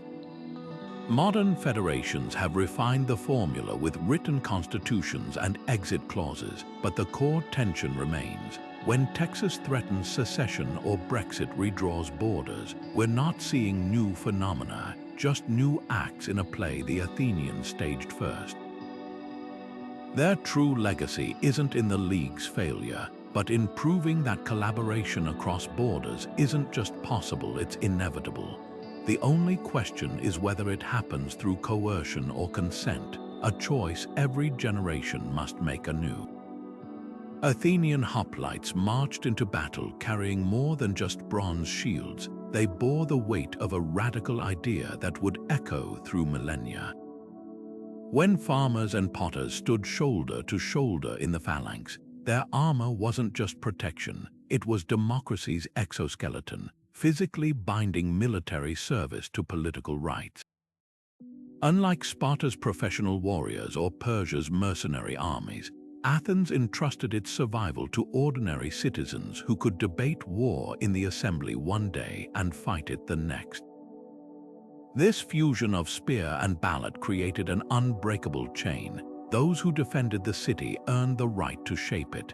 The logic was visceral: if war's burdens fell on citizens, so should war's decisions. Modern democracies still wrestle with this ancient equation. When America's founding fathers debated standing armies versus citizen militias, they were channeling Athenian fears of separating soldiers from society. The draft controversies of the 20th century, from Vietnam protests to contemporary debates over mandatory national service, all orbit the same core question first posed on Attic battlefields: does fair governance require shared sacrifice? Even today's veteran advocacy groups pushing for better health care and political representation walk in the footsteps of Athenian veterans who expected front-row seats in the assembly as their earned right. Yet the system had cracks that sunlight couldn't fix. While hoplite service expanded political participation to middle-class farmers, the poorest Athenians, too cash-strapped to afford armor, still rode warships without gaining equal standing. This disconnect between risk and reward mirrors modern tensions when drone pilots or logistics specialists return from combat to find their service somehow lesser in the public eye. The Athenian solution was gradual but telling. After the naval victory at Salamis, oarsmen demanded and won greater political voice, proving that democracies evolve when those who bear the burden refuse to be invisible. The most striking parallel lies in how societies memorialize service. Athenian casualty lists didn't just record names, they grouped the dead by tribe, ensuring every neighborhood felt the war's cost equally. Modern memorials, from the Vietnam Wall to Ukraine's evolving remembrance projects, follow this same instinct. That mourning must be distributed to prevent disconnect between those who serve and those who send. When Pericles declared in his funeral oration that the whole earth is the tomb of heroic men, he wasn't just eulogizing, he was reinforcing the social contract between sacrifice and citizenship. What makes this legacy endure isn't the mechanics of conscription, but the underlying principle that rights and responsibilities flow both ways. Next time you see a veteran running for office or a protester waving a draft card, you're witnessing democracy's oldest equation playing out: the idea that those who bleed for a nation shouldn't have to beg for its blessings. The hoplite shields may be museum pieces now, but their lesson remains: real democracy doesn't just live at the ballot box, it's forged in the unbreakable link between serving and being heard. Beneath the gleaming marble of Athens' prosperity lurked an existential fear: the specter of hunger. One bad harvest, one blocked trade route, and the city that birthed democracy could collapse into riots. That's why Athenian lawmakers didn't just debate philosophy. They obsessed over grain prices like modern central bankers monitoring inflation. Their solution: a sophisticated system of public granaries, price controls, and emergency grain funds that would feel eerily familiar to anyone who's lived through pandemic stimulus checks or energy subsidies. This wasn't charity, it was civic engineering, recognizing that empty stomachs make poor democrats. When the assembly voted to cap bread prices during shortages or dispatch warships to secure Black Sea grain routes, they weren't just managing logistics. They were protecting democracy's most fragile ingredient: the ability of citizens to think beyond their next meal. The grain laws reveal a brutal truth. Athens understood that some modern politicians forget: voting rights mean little without economic breathing room. A citizen starving at the docks couldn't engage in lofty debates about naval strategy. So Athens created what we'd now call a social safety net: the citiphylax, or grain guardians, who monitored stocks and punished hoarders. Wealthy citizens were required to finance grain imports as a form of civic duty, much like today's progressive taxation funds food assistance programs. The parallels are striking. When the U.S. expanded SNAP benefits during the COVID crisis, or when France imposed price freezes on essentials during inflation spikes, They were channeling that ancient Athenian insight: democracies destabilize when survival becomes a luxury. Yet the system had nuances lost in modern caricatures of big government. Athenian grain policies weren't handouts, they were market interventions designed to keep commerce flowing. Merchants still profited, but within guardrails preventing exploitation during shortages. Compare this to modern anti-price gouging laws or strategic petroleum reserves, and you'll spot the same delicate balance, respecting markets while recognizing they can't self-correct fast enough during crises. The Athenians would nod knowingly at today's debates over windfall taxes on energy companies or rent control proposals. Their experiments proved that economic stability requires both the invisible hand and the visible rulebook. The true legacy lies in how Athens linked material security to political participation. By ensuring basic sustenance, they created conditions where even humble craftsmen could attend assembly meetings without fearing their families would starve. Modern equivalents abound, from Norway's oil-funded sovereign wealth ensuring universal health care to Brazil's Bolsa Familia program reducing poverty while boosting school attendance. These aren't just welfare schemes, they're democracy preservation projects, acknowledging that political engagement is a privilege of those not crushed by daily desperation. What makes this ancient approach so startlingly modern is its preventative design. Athens didn't wait for famine to strike, they stockpiled during plenty, required grain importers to sell fixed percentages locally, and maintained emergency reserves much like modern nations maintain strategic grain stockpiles. When Rome later weaponized grain embargoes against rebellious cities, they were exploiting a vulnerability Athens had spent centuries fortifying against.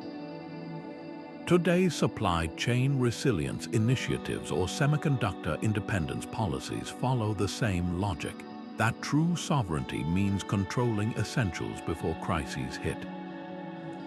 The lesson isn't just about grain, it's about democratic infrastructure.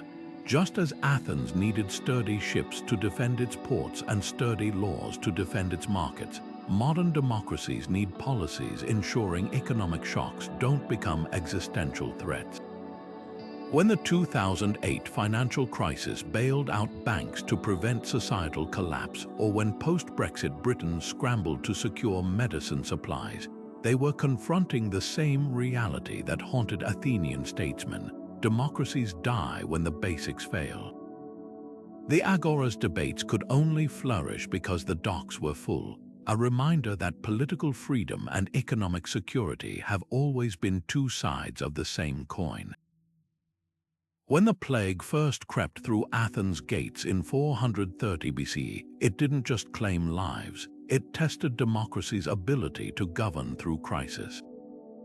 Thucydides' chilling account describes a city where bodies piled in temples and despair unraveled social bonds, yet within this chaos emerged something remarkable: organized public health measures that would lay groundwork for millennia.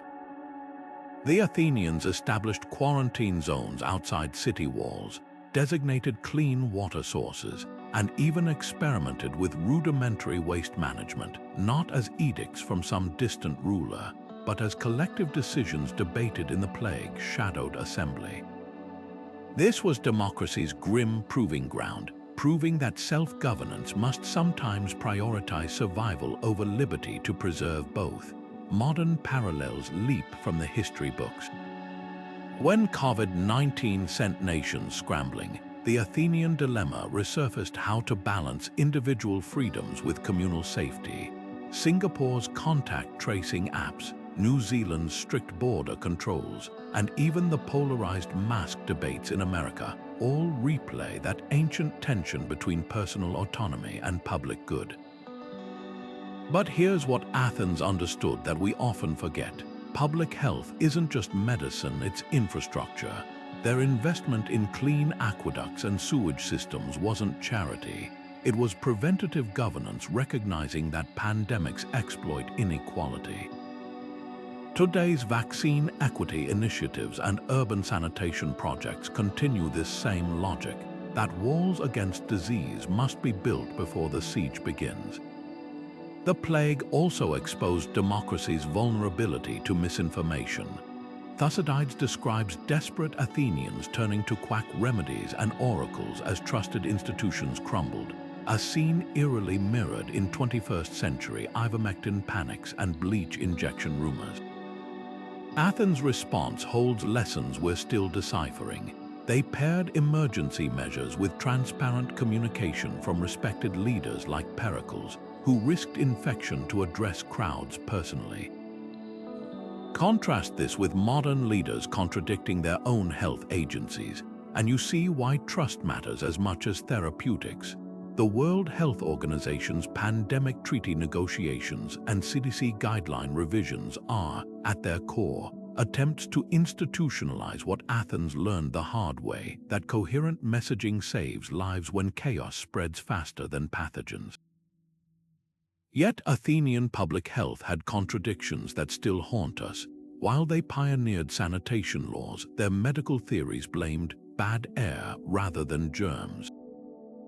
While they built isolation wards, they also sacrificed to Apollo the healer, blending science and superstition. This dual approach mirrors modern societies where mRNA vaccines coexist with herbal immunity boosters in pharmacy aisles. The breakthrough wasn't that Athens got everything right, it's that they created systems allowing course correction. When certain quarantines failed, they adapted protocols through assembly debates rather than clinging to dogma. Contemporary evidence-based medicine, with its peer reviews and randomized trials, formalizes this same self-correcting mechanism, the recognition that public health, like democracy itself, must evolve or perish. The most profound legacy lies in how Athens funded these efforts. Unlike despotic states that hoarded medical knowledge for elites, Athenian health measures were bankrolled by progressive taxation. The wealthy paid more because an outbreak in the slums would eventually reach their mansions. This collective investment principle underpins modern universal healthcare systems from Norway to Taiwan, where societies decided that viruses don't check bank accounts before crossing borders. When America's Affordable Care Act expanded Medicaid, or when Rwanda built one of Africa's most robust pandemic response systems, they were applying that ancient Athenian calculus, that public health is the ultimate common good. What makes these measures distinctly democratic isn't their effectiveness, but their accountability. Persian emperors could command cities burned to contain disease. Athenian leaders had to justify every restriction before citizens who'd feel its bite. That essential dynamic power, checked by those it affects, still defines ethical pandemic responses today. When South Korea's courts reviewed lockdown legality, or when Canadian truckers protested vaccine mandates, they were wrestling with the same questions first raised in plague-ridden Athens. How much freedom must we sacrifice to preserve the society that makes freedom possible? The answers change with each outbreak, but the dialogue remains democracy's strongest antibody against both disease and despotism. While Athenian democracy proudly celebrated the voice of the common man, it built its foundations on a glaring silence, the absence of women from the assembly, the courts, and all formal levers of power. A citizen's wife or daughter might weave the fabric of society, but she could no more vote than the enslaved workers in her household. Yet within this exclusion lay the seeds of one of history's most enduring revolutions. The very act of defining citizenship as male became a fault line future generations would exploit. A paradox where democracy's brightest ideals cast the darkest shadows, illuminating the path toward gender equality. Consider the pottery shards unearthed from Athenian homes, some bearing the names of women like Lysimache, the priestess of Athena Polias who served for 64 years. Though barred from politics, women like her wielded influence through religion, weaving networks of patronage and diplomacy that shaped the city's spiritual life. Even more striking are court records showing women testifying in inheritance disputes, their words carrying legal weight when property was at stake. These cracks in the system proved something revolutionary, that exclusion was always more about cultural habit than natural law. Fast forward to 18th century salons where Enlightenment thinkers debated Athenian democracy while female intellectuals like Mary Wollstonecraft sharpened their quills, and you can trace a direct line. The more a society celebrates equality in theory, the harder it becomes to justify its absence in practice. The backlash against women's exclusion took forms both subtle and spectacular. Aristophanes' comedy Lysistrata, where wives end a war by withholding sex, wasn't just bawdy humor. It staged a thought experiment. What if the marginalized became the movers of history? When female characters in Greek tragedies like Antigone defied male rulers on moral grounds, they modeled resistance for audiences who'd later quote these plays in suffrage marches. Even Plato, despite his elitism, envisioned female philosopher kings in the Republic, proving that the logic of equality couldn't be contained once unleashed.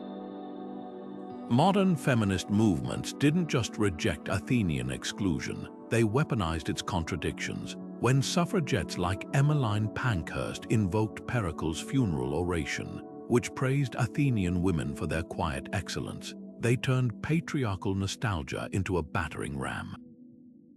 You claim these virtues, they argued, yet deny us the schools and forums to cultivate them. The 19th Amendment's ratification in 1920, South African women's anti-pass protests in the 1950s, even Saudi Arabia's 2015 municipal elections where women first voted, all carried echoes of that original Athenian injustice transformed into fuel for progress. What makes this legacy so potent isn't just the fight for inclusion, but how it reshaped democracy itself. The voting booth became a site of reckoning, not just between candidates, but between a system's ideals and its realities. Every time Iceland elects a female prime minister or Rwanda's parliament surpasses gender parity, they're proving that democracy's true test isn't who it excludes today, but how it adapts to include them tomorrow. The marble steps where Athenian women once stood as spectators now symbolically support a global movement still climbing toward the speaker's platform. The gleaming marble columns of the Athenian assembly cast long shadows not just from the setting sun, but from the enslaved men who polished them before each meeting. This was democracy's most painful contradiction, a system that celebrated freedom while resting on forced labor. Nearly 1 in 3 Athenians lived in chains, Scythian archers policing crowds, Thracian miners extracting silver for coins, Syrian women grinding grain for the bread served at civic feasts. Their invisible hands built the stages where citizens debated liberty, their muffled voices the silent counterpoint to speeches about equality. Yet within this hypocrisy lay an explosive truth. The very ideals that excluded some would later arm others to dismantle systems of bondage. The Athenians themselves sensed this tension. Aristotle famously defended slavery as natural, yet his own pupil Alexander would later emancipate Persian captives. Playwrights like Euripides filled tragedies with enslaved characters outwitting their masters, while courtroom speeches reveal surprising legal protections. Enslaved individuals could testify under torture, a grim reliability measure, and even earn manumission through savings. These cracks in the system proved democracy's ideals were already corroding its injustices from within. When British abolitionists like William Wilberforce quoted Athenian philosophers to condemn slavery in the 1800s, they weaponized this contradiction. How could a civilization that birthed democracy defend human chattel? Modern democracies inherit this unresolved legacy.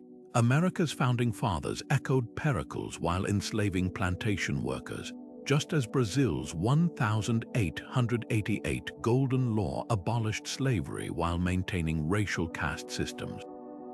The pattern repeats. Revolutionary Haiti's constitution banned slavery, yet faced crushing embargoes from free nations, and Australia's democratic traditions grew alongside the forced labor of Aboriginal peoples. These aren't just historical footnotes, they're proof that democratic systems can simultaneously enshrine equality and enforce exclusion, often within the same parchment.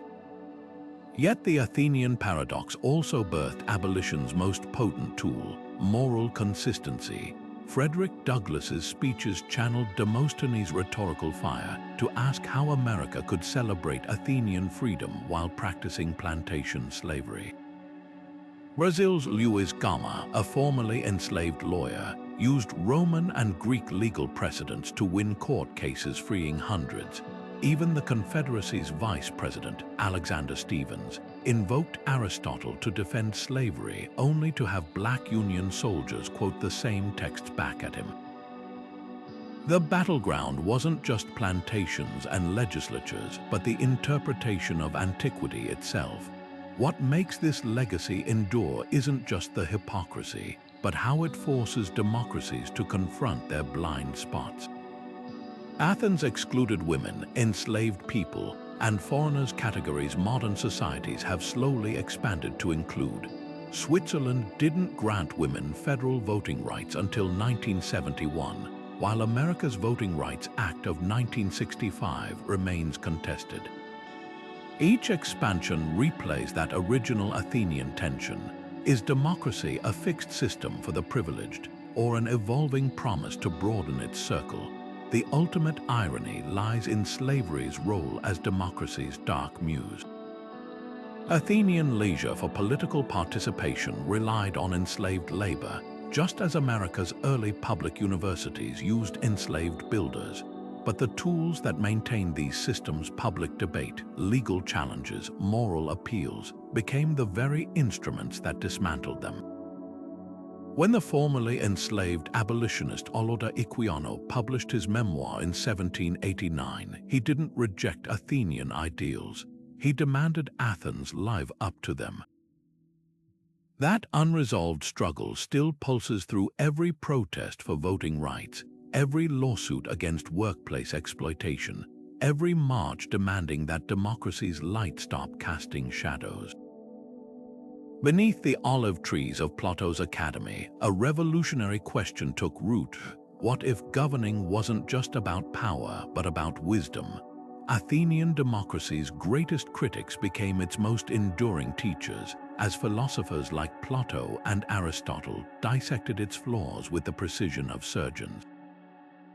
Their writings didn't just critique, they laid foundations for political thought that would echo through Renaissance courts, Enlightenment salons, and modern constitutions. When Plato likened democracy to a ship steered by whichever sailor shouts loudest, he wasn't dismissing self-rule. He was sounding the alarm about demagogues and misinformation centuries before social media would amplify those risks. His Republic imagined a society led by philosopher kings, not as aristocrats, but as reluctant rulers chosen for their intellect and virtue, a radical counter-proposal to Athens' rowdy assemblies. Aristotle took a different path, cataloging constitutions like a botanist classifying plants. His Politics analyzed hundreds of city-states, concluding that the best governments balanced democracy with meritocracy, an idea that would inspire America's founding fathers to blend elected representatives with appointed judges. His concept of the middle constitution, where neither rich nor poor dominate, still resonates in modern calls for strong middle-class governance. Yet both thinkers shared an Athenian conviction that politics is never just about laws, but about human nature itself. When Aristotle called humans political animals, he wasn't describing our craving for power, but our need to belong to something greater than ourselves. The legacy isn't just in their conclusions, but in their methods. Plato's dialogues modeled civil discourse, showing truth emerging through structured debate rather than declaration. His allegory of the cave, depicting ignorant prisoners mistaking shadows for reality, became democracy's eternal warning about propaganda and education. Meanwhile, Aristotle's empirical approach, gathering data before theorizing, anticipated modern policy think tanks. Their tools, logic, ethics, rhetoric, became democracy's immune system, equipping citizens to spot fallacies in speeches or loopholes in laws. Modern leaders still walk paths these philosophers paved. When Nelson Mandela studied Aristotle's ethics in prison, or when Angela Merkel applied Platonic skepticism to populist rhetoric, they proved these ancient frameworks still sharpen minds for contemporary challenges. Even critics like Karl Marx built on Aristotle's analysis of economic inequality, while John Rawls' veil of ignorance theory updated Plato's justice debates for the atomic age. The unbroken thread that governing well requires both idealism and realism, the vision to imagine better worlds and the rigor to ground them in human complexity. The true test of their legacy lies in its contradictions. Plato feared democracy, yet inspired its defenders. Aristotle justified slavery, yet championed rule of law. Their blind spots remind us that no thinker, however brilliant, escapes their era's limits, but their questions about justice, power, and the good life remain democracy's compass. Every time a protester quotes Socrates' defiance of unjust laws, or a judge cites Aristotle on equity versus equality, they're not just referencing antiquity, they're keeping alive the most subversive idea of all: that governance isn't fate but choice, and that the examined political life remains the only kind worth living. When the chorus in Aristophanes' The Frogs sang, "Blessed the man who possesses a keen, intelligent mind," they weren't just entertaining, they were weaponizing poetry against the warmongering politicians of Athens. The playwrights of ancient Greece understood something revolutionary. Art isn't just decoration, it's democracy's canary in the coal mine, exposing corruption and hypocrisy long before official inquiries begin. Picture this: in 425 BCE, as Athens suffered through the Peloponnesian War, Aristophanes staged the Acharnians, where a simple farmer negotiates his own peace treaty with Sparta. The message was unmistakable: why should ordinary citizens bleed for the quarrels of elites? The play wasn't banned or its author silenced. Instead, it won first prize at the City Dionysia Festival, publicly funded by the same government it mocked. This was satire as civic sacrament, a society so confident in its freedoms that it bankrolled its own ridicule. The sculptors chiseled dissent just as boldly. Look closely at the friezes adorning the temple of Athena Nike, and you'll find the gods trampling Persian soldiers, not just celebrating victory, but warning Athenian leaders against becoming the very despots they'd defeated. Even the positioning spoke volumes. These images faced inward toward the Acropolis, targeting domestic elites rather than foreign visitors. Modern parallels leap to mind: Banksy's shredded painting at auction mocking art market excess, or the fearless girl statue staring down Wall Street's charging bull. The mediums have evolved from marble to spray paint, but the mission remains art as democracy's mirror, forcing power to confront its own reflection. Yet Athenian artistic dissent had layers we often miss. Playwrights like Euripides embedded radical ideas in mythological garb. The Trojan women wasn't just about ancient battles, but a searing indictment of Athens' brutal siege of Melos. By setting critiques in the mythical past, they dodged censorship while amplifying their messages through cultural resonance. Today's dystopian novels and superhero allegories follow the same playbook. Margaret Atwood's The Handmaid's Tale or the X-Men's civil rights metaphors proving that sometimes the boldest truths wear fictional disguises.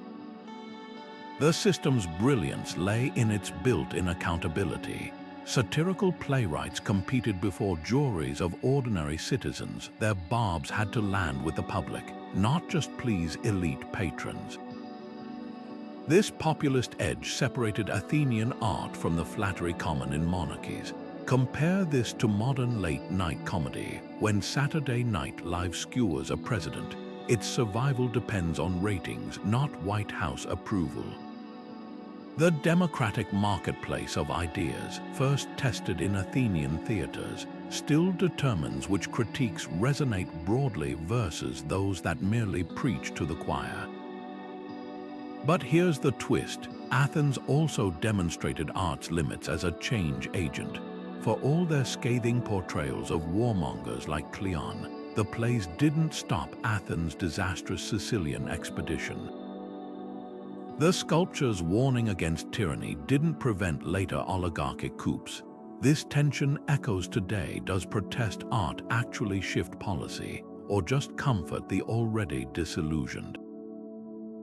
The answer lies in the long game. While individual works may seem powerless, their cumulative effect rewires cultural consciousness. The anti-war plays of the 1960s didn't immediately end Vietnam, but they helped birth a generation skeptical of military adventurism, much like Euripides' tragedies nurtured Athenian distrust of demagogues. The true legacy isn't in any single artwork, but in the ecosystem Athens created, where culture wasn't democracy's decoration but its diagnostic tool. From the puppet shows of medieval peasants mocking bishops to the viral TikTok videos exposing modern corruption, the thread remains unbroken. When a Chinese dissident quotes Antigone to justify civil disobedience, or when Russian punk band Pussy Riot performs in cathedrals, they're not just making art, they're activating an ancient democratic right to confront power not with swords, but with songs, chisels, and the courage to laugh at emperors who forgot they wore no clothes. Athens' diplomats didn't carry fancy titles or leather-bound credentials. They arrived in foreign ports with just two weapons: persuasive speech and a keen understanding of shared interests. When these envoys negotiated with rival city-states or distant kingdoms, they weren't just haggling over terms, they were inventing the art of international relations as we know it.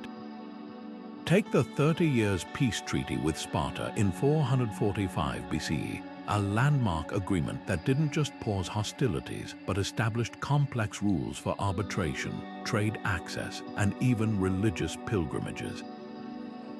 This wasn't a simple ceasefire. It was a blueprint for how sovereign entities could coexist through structured dialogue rather than perpetual war. The mechanics of Athenian diplomacy would feel strikingly familiar to modern negotiators.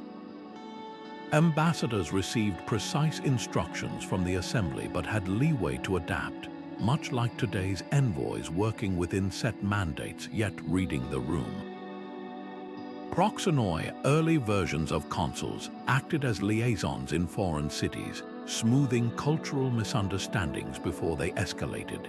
Even their intelligence-gathering methods, interviewing merchants, studying local customs, analyzing military deployments, mirror contemporary diplomatic cables and open-source intelligence. When Henry Kissinger spoke of shuttle diplomacy during Middle East negotiations, he was channeling Athenian envoys who sailed between Aegean islands, stitching together coalitions. Yet what made Athenian statecraft revolutionary was its recognition that lasting agreements required more than just force or flattery. The Delian League started as a mutual defense pact where members could contribute ships or silver, a tiered system acknowledging different capacities, not unlike modern climate agreements where nations pledge according to their means. Their treaties often included cultural exchanges and religious observances, creating bonds that outlasted political shifts.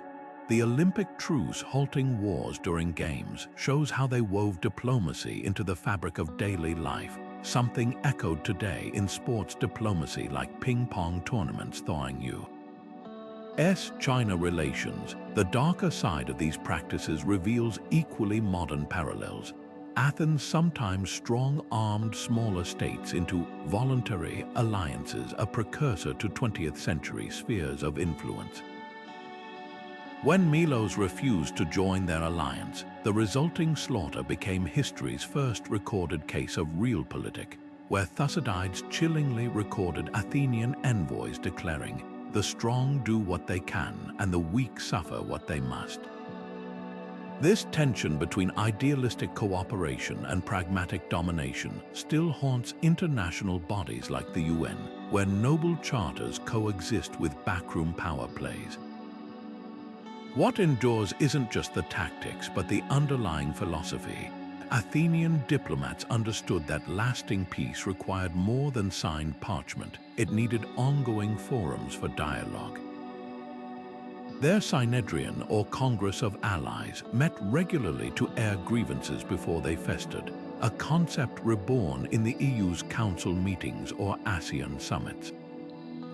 Even their failures taught vital lessons. When the Peace of Nissus collapsed, it showed how fragile agreements become without mechanisms to adapt to changing circumstances, a lesson painfully relearned with Versailles in 1919 or the Iran nuclear deal. The ultimate proof of their legacy lies in our modern diplomatic lexicon. The word truce comes from their spondi, libations poured to seal agreements. Amnesty descends from their amnestia, the post-Civil War pact to not remember old grudges. Every time negotiators today speak of confidence-building measures or track 2 diplomacy, they're speaking Athens language. The marble pillars where envoys once bargained may be ruins now, but the rhythms they established offer, counteroffer, compromise, still pulse through every embassy reception and Zoom summit where adversaries test whether words can indeed be mightier than swords. When Athenian citizens referred to their polis, they weren't just naming a geographic location, they were invoking a revolutionary idea that would echo through centuries of political thought. The polis represented more than stone walls and market squares. It embodied the radical notion that a community could consciously shape its own destiny through collective deliberation. Picture the compact energy of Athens, where a citizen could breakfast at home, debate foreign policy in the assembly by midday, and oversee a public works project by sunset, all within walking distance. This wasn't just efficient urban planning. It was democracy scaled to human dimensions, where governance remained tangible rather than abstract. The genius of the polis lay in its physical intimacy, a space small enough for voices to carry, yet ambitious enough to tackle civilization's biggest questions. Fast forward to today's bustling metropolises, and you'll find the spirit of the polis alive in unexpected ways.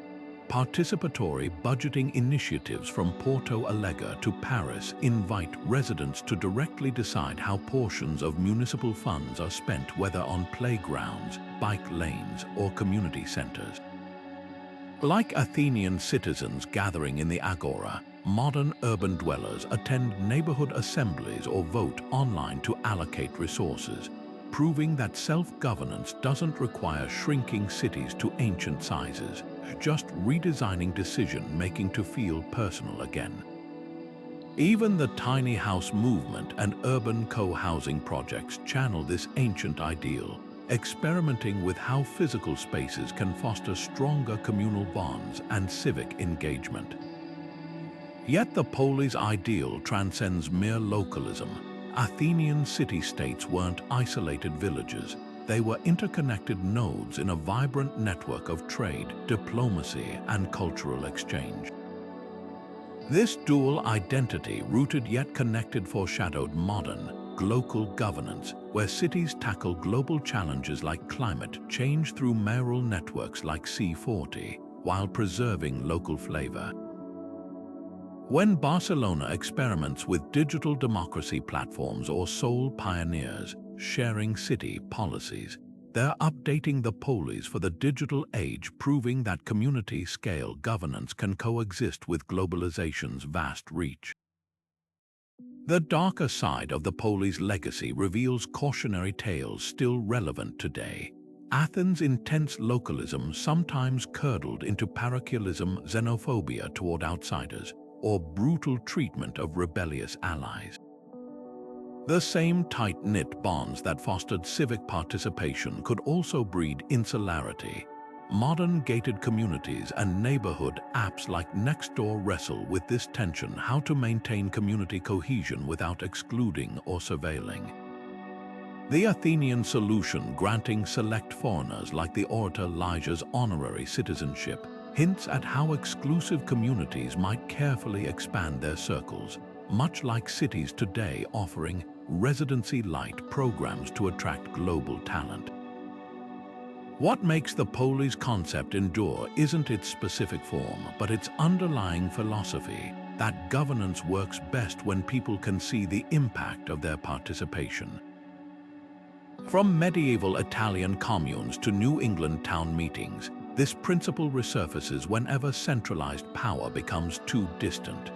The recent surge in municipalism, cities reclaiming authority from national governments on issues from minimum wages to environmental policy, proves the polis wasn't a historical dead end, but a recurring alternative to top-down rule. The ultimate test of this legacy lies in our digital age.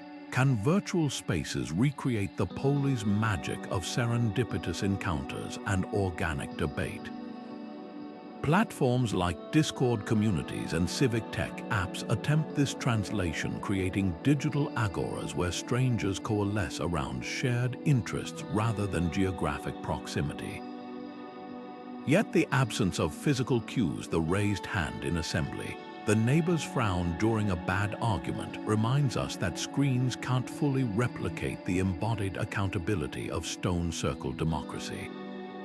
Perhaps the polis' greatest gift is its unfinished quality, not a blueprint to copy, but an invitation to keep reimagining how communities can govern themselves. When Barcelona's superblocks reclaim streets from cars, or when Tokyo neighborhoods organize disaster preparedness drills, they're participating in an experiment as old as Athena's city, one that asks not just how we live together, but how we decide together. The marble may have crumbled, but the question remains: what does it take to make a city not just a place we inhabit, but a destiny we shape? The marble columns of Athens' democracy may have crumbled, but their cracks tell the most important story: that self-governance was never meant to be a finished monument, but a scaffold constantly under construction. Consider the striking paradox: the same assembly that excluded women and enslaved people also pioneered the radical idea that laws could and should be rewritten by each generation. This tension between exclusion and aspiration became democracy's hidden engine, pushing societies to confront their own contradictions. When America's founding fathers crafted a more perfect union rather than a perfect one, they channeled this Athenian wisdom that the work of democracy isn't to achieve utopia, but to build better tools for the next leg of the journey. Modern democracies still navigate this unfinished terrain.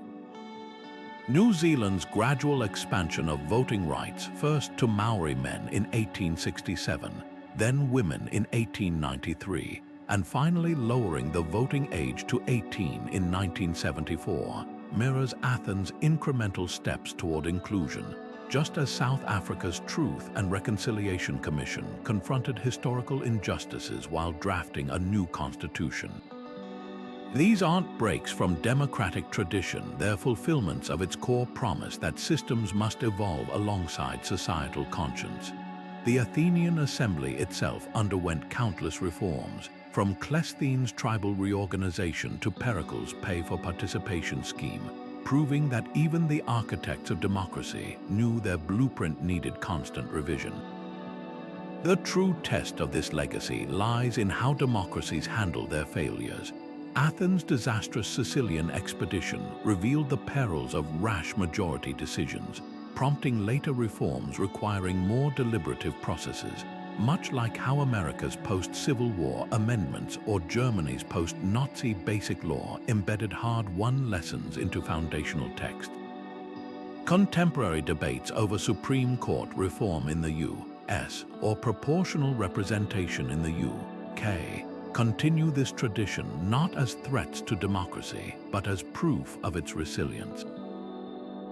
When protesters march for voting rights or activists push to end felony disenfranchisement, they're walking the same path as the Athenian metics who agitated for greater inclusion, reminding us that democracy's boundaries were always meant to be contested.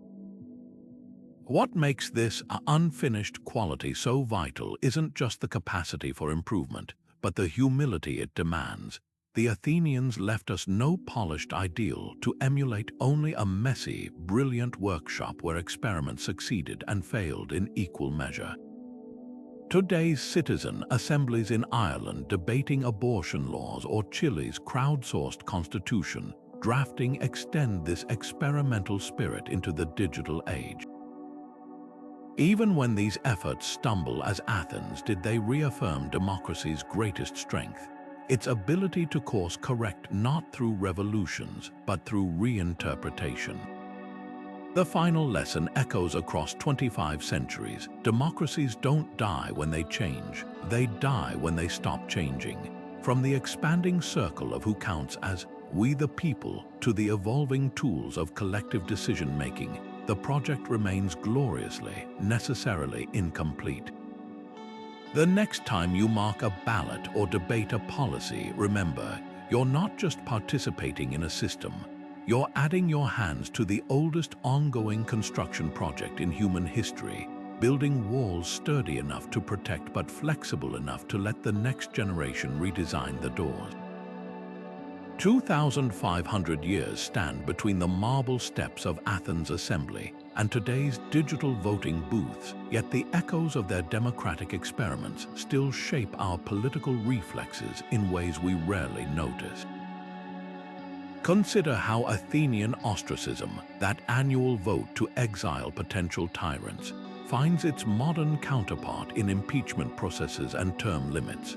Both systems share the same uneasy wisdom that even free societies must build mechanisms to guard against their own vulnerabilities. Yet for all our progress expanding suffrage beyond propertied men, establishing independent judiciaries, creating constitutions that outlast individual leaders, we still grapple with the same core dilemma Athens faced: how to balance majority rule with minority rights, how to separate persuasive leadership from dangerous demagoguery, how to make collective decisions without drowning out dissenting voices. The contrasts reveal just as much as the continuities. Where Athenian citizens gathered in person to debate and vote, modern democracies rely on representatives and digital infrastructure, a necessary adaptation for nations of millions rather than thousands, but one that risks distancing citizens from the visceral experience of self-governance.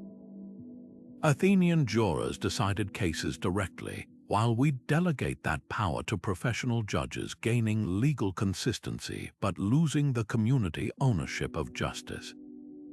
Perhaps most strikingly, where Athens paid citizens to participate in governance, recognizing that democracy demands time and energy, many modern systems treat voting as an unpaid civic duty, creating barriers for those working multiple jobs. These differences aren't just historical footnotes, they're live wires in contemporary debates about voter engagement, judicial reform, and economic inequalities' impact on political access. The shadows of exclusion still linger too. Athenian democracy's greatest failure, barring women, enslaved people, and immigrants from participation, has its modern echoes in voter ID laws that disproportionately affect marginalized groups, or in the stateless millions who lack political voice. Yet here lies democracy's redemptive quality, its capacity for self-correction.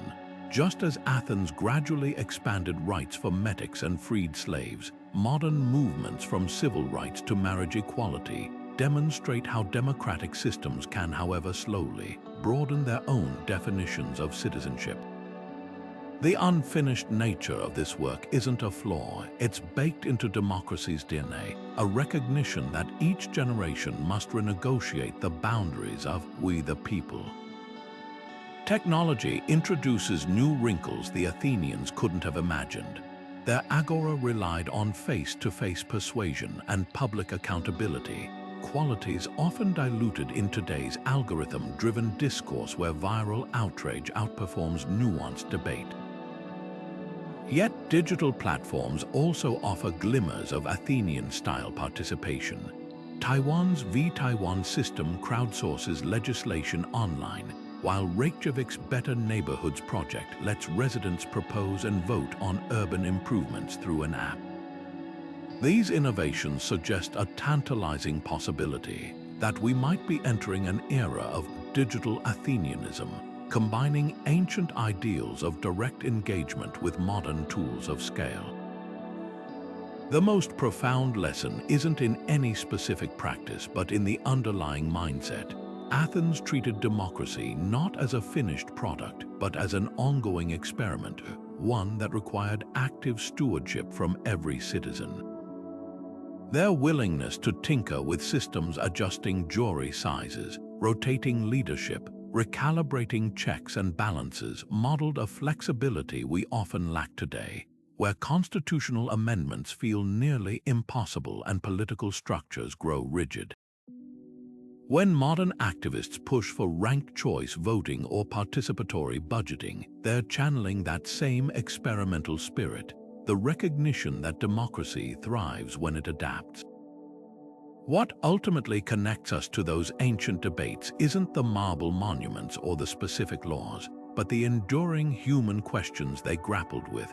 How do we live together despite our differences? How do we distribute power without corrupting it? How do we build systems that outlast our individual biases? The answers change with each era, but the conversation remains the same, a dialogue stretching back to the first time an ordinary citizen stood in the Athenian assembly and realized their voice could shape history. That moment, equal parts terrifying and exhilarating, still defines democracy's promise today. Not perfection, but possibility. Not a destination, but a journey we walk together, one imperfect decision at a time.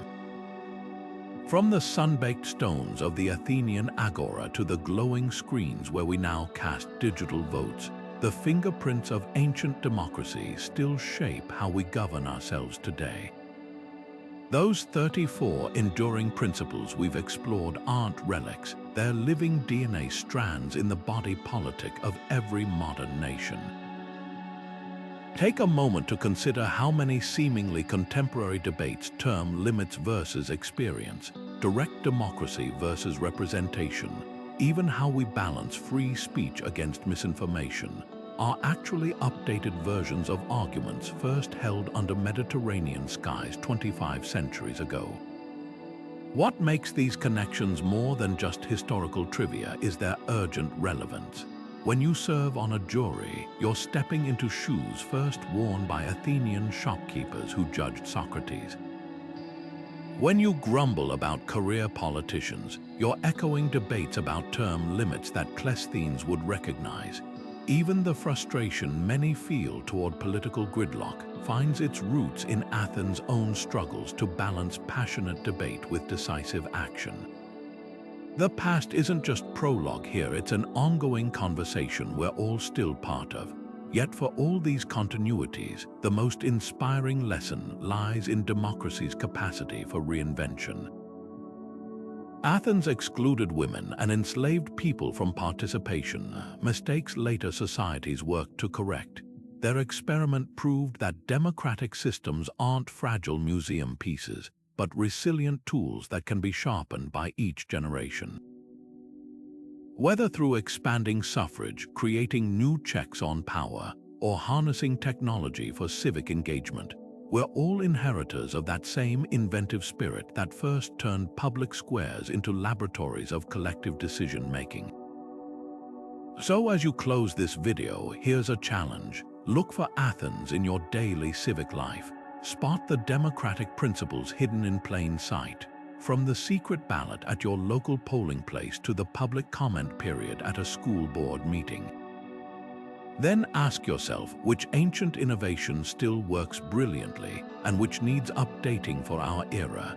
The comments below are your modern agora. Share your thoughts, debate with fellow viewers, and keep this 2,500-year-old conversation alive. And if you've enjoyed this journey from antiquity to the present, join us for the next exploration by hitting subscribe. Because history isn't just about understanding where we've been, but figuring out where we go next.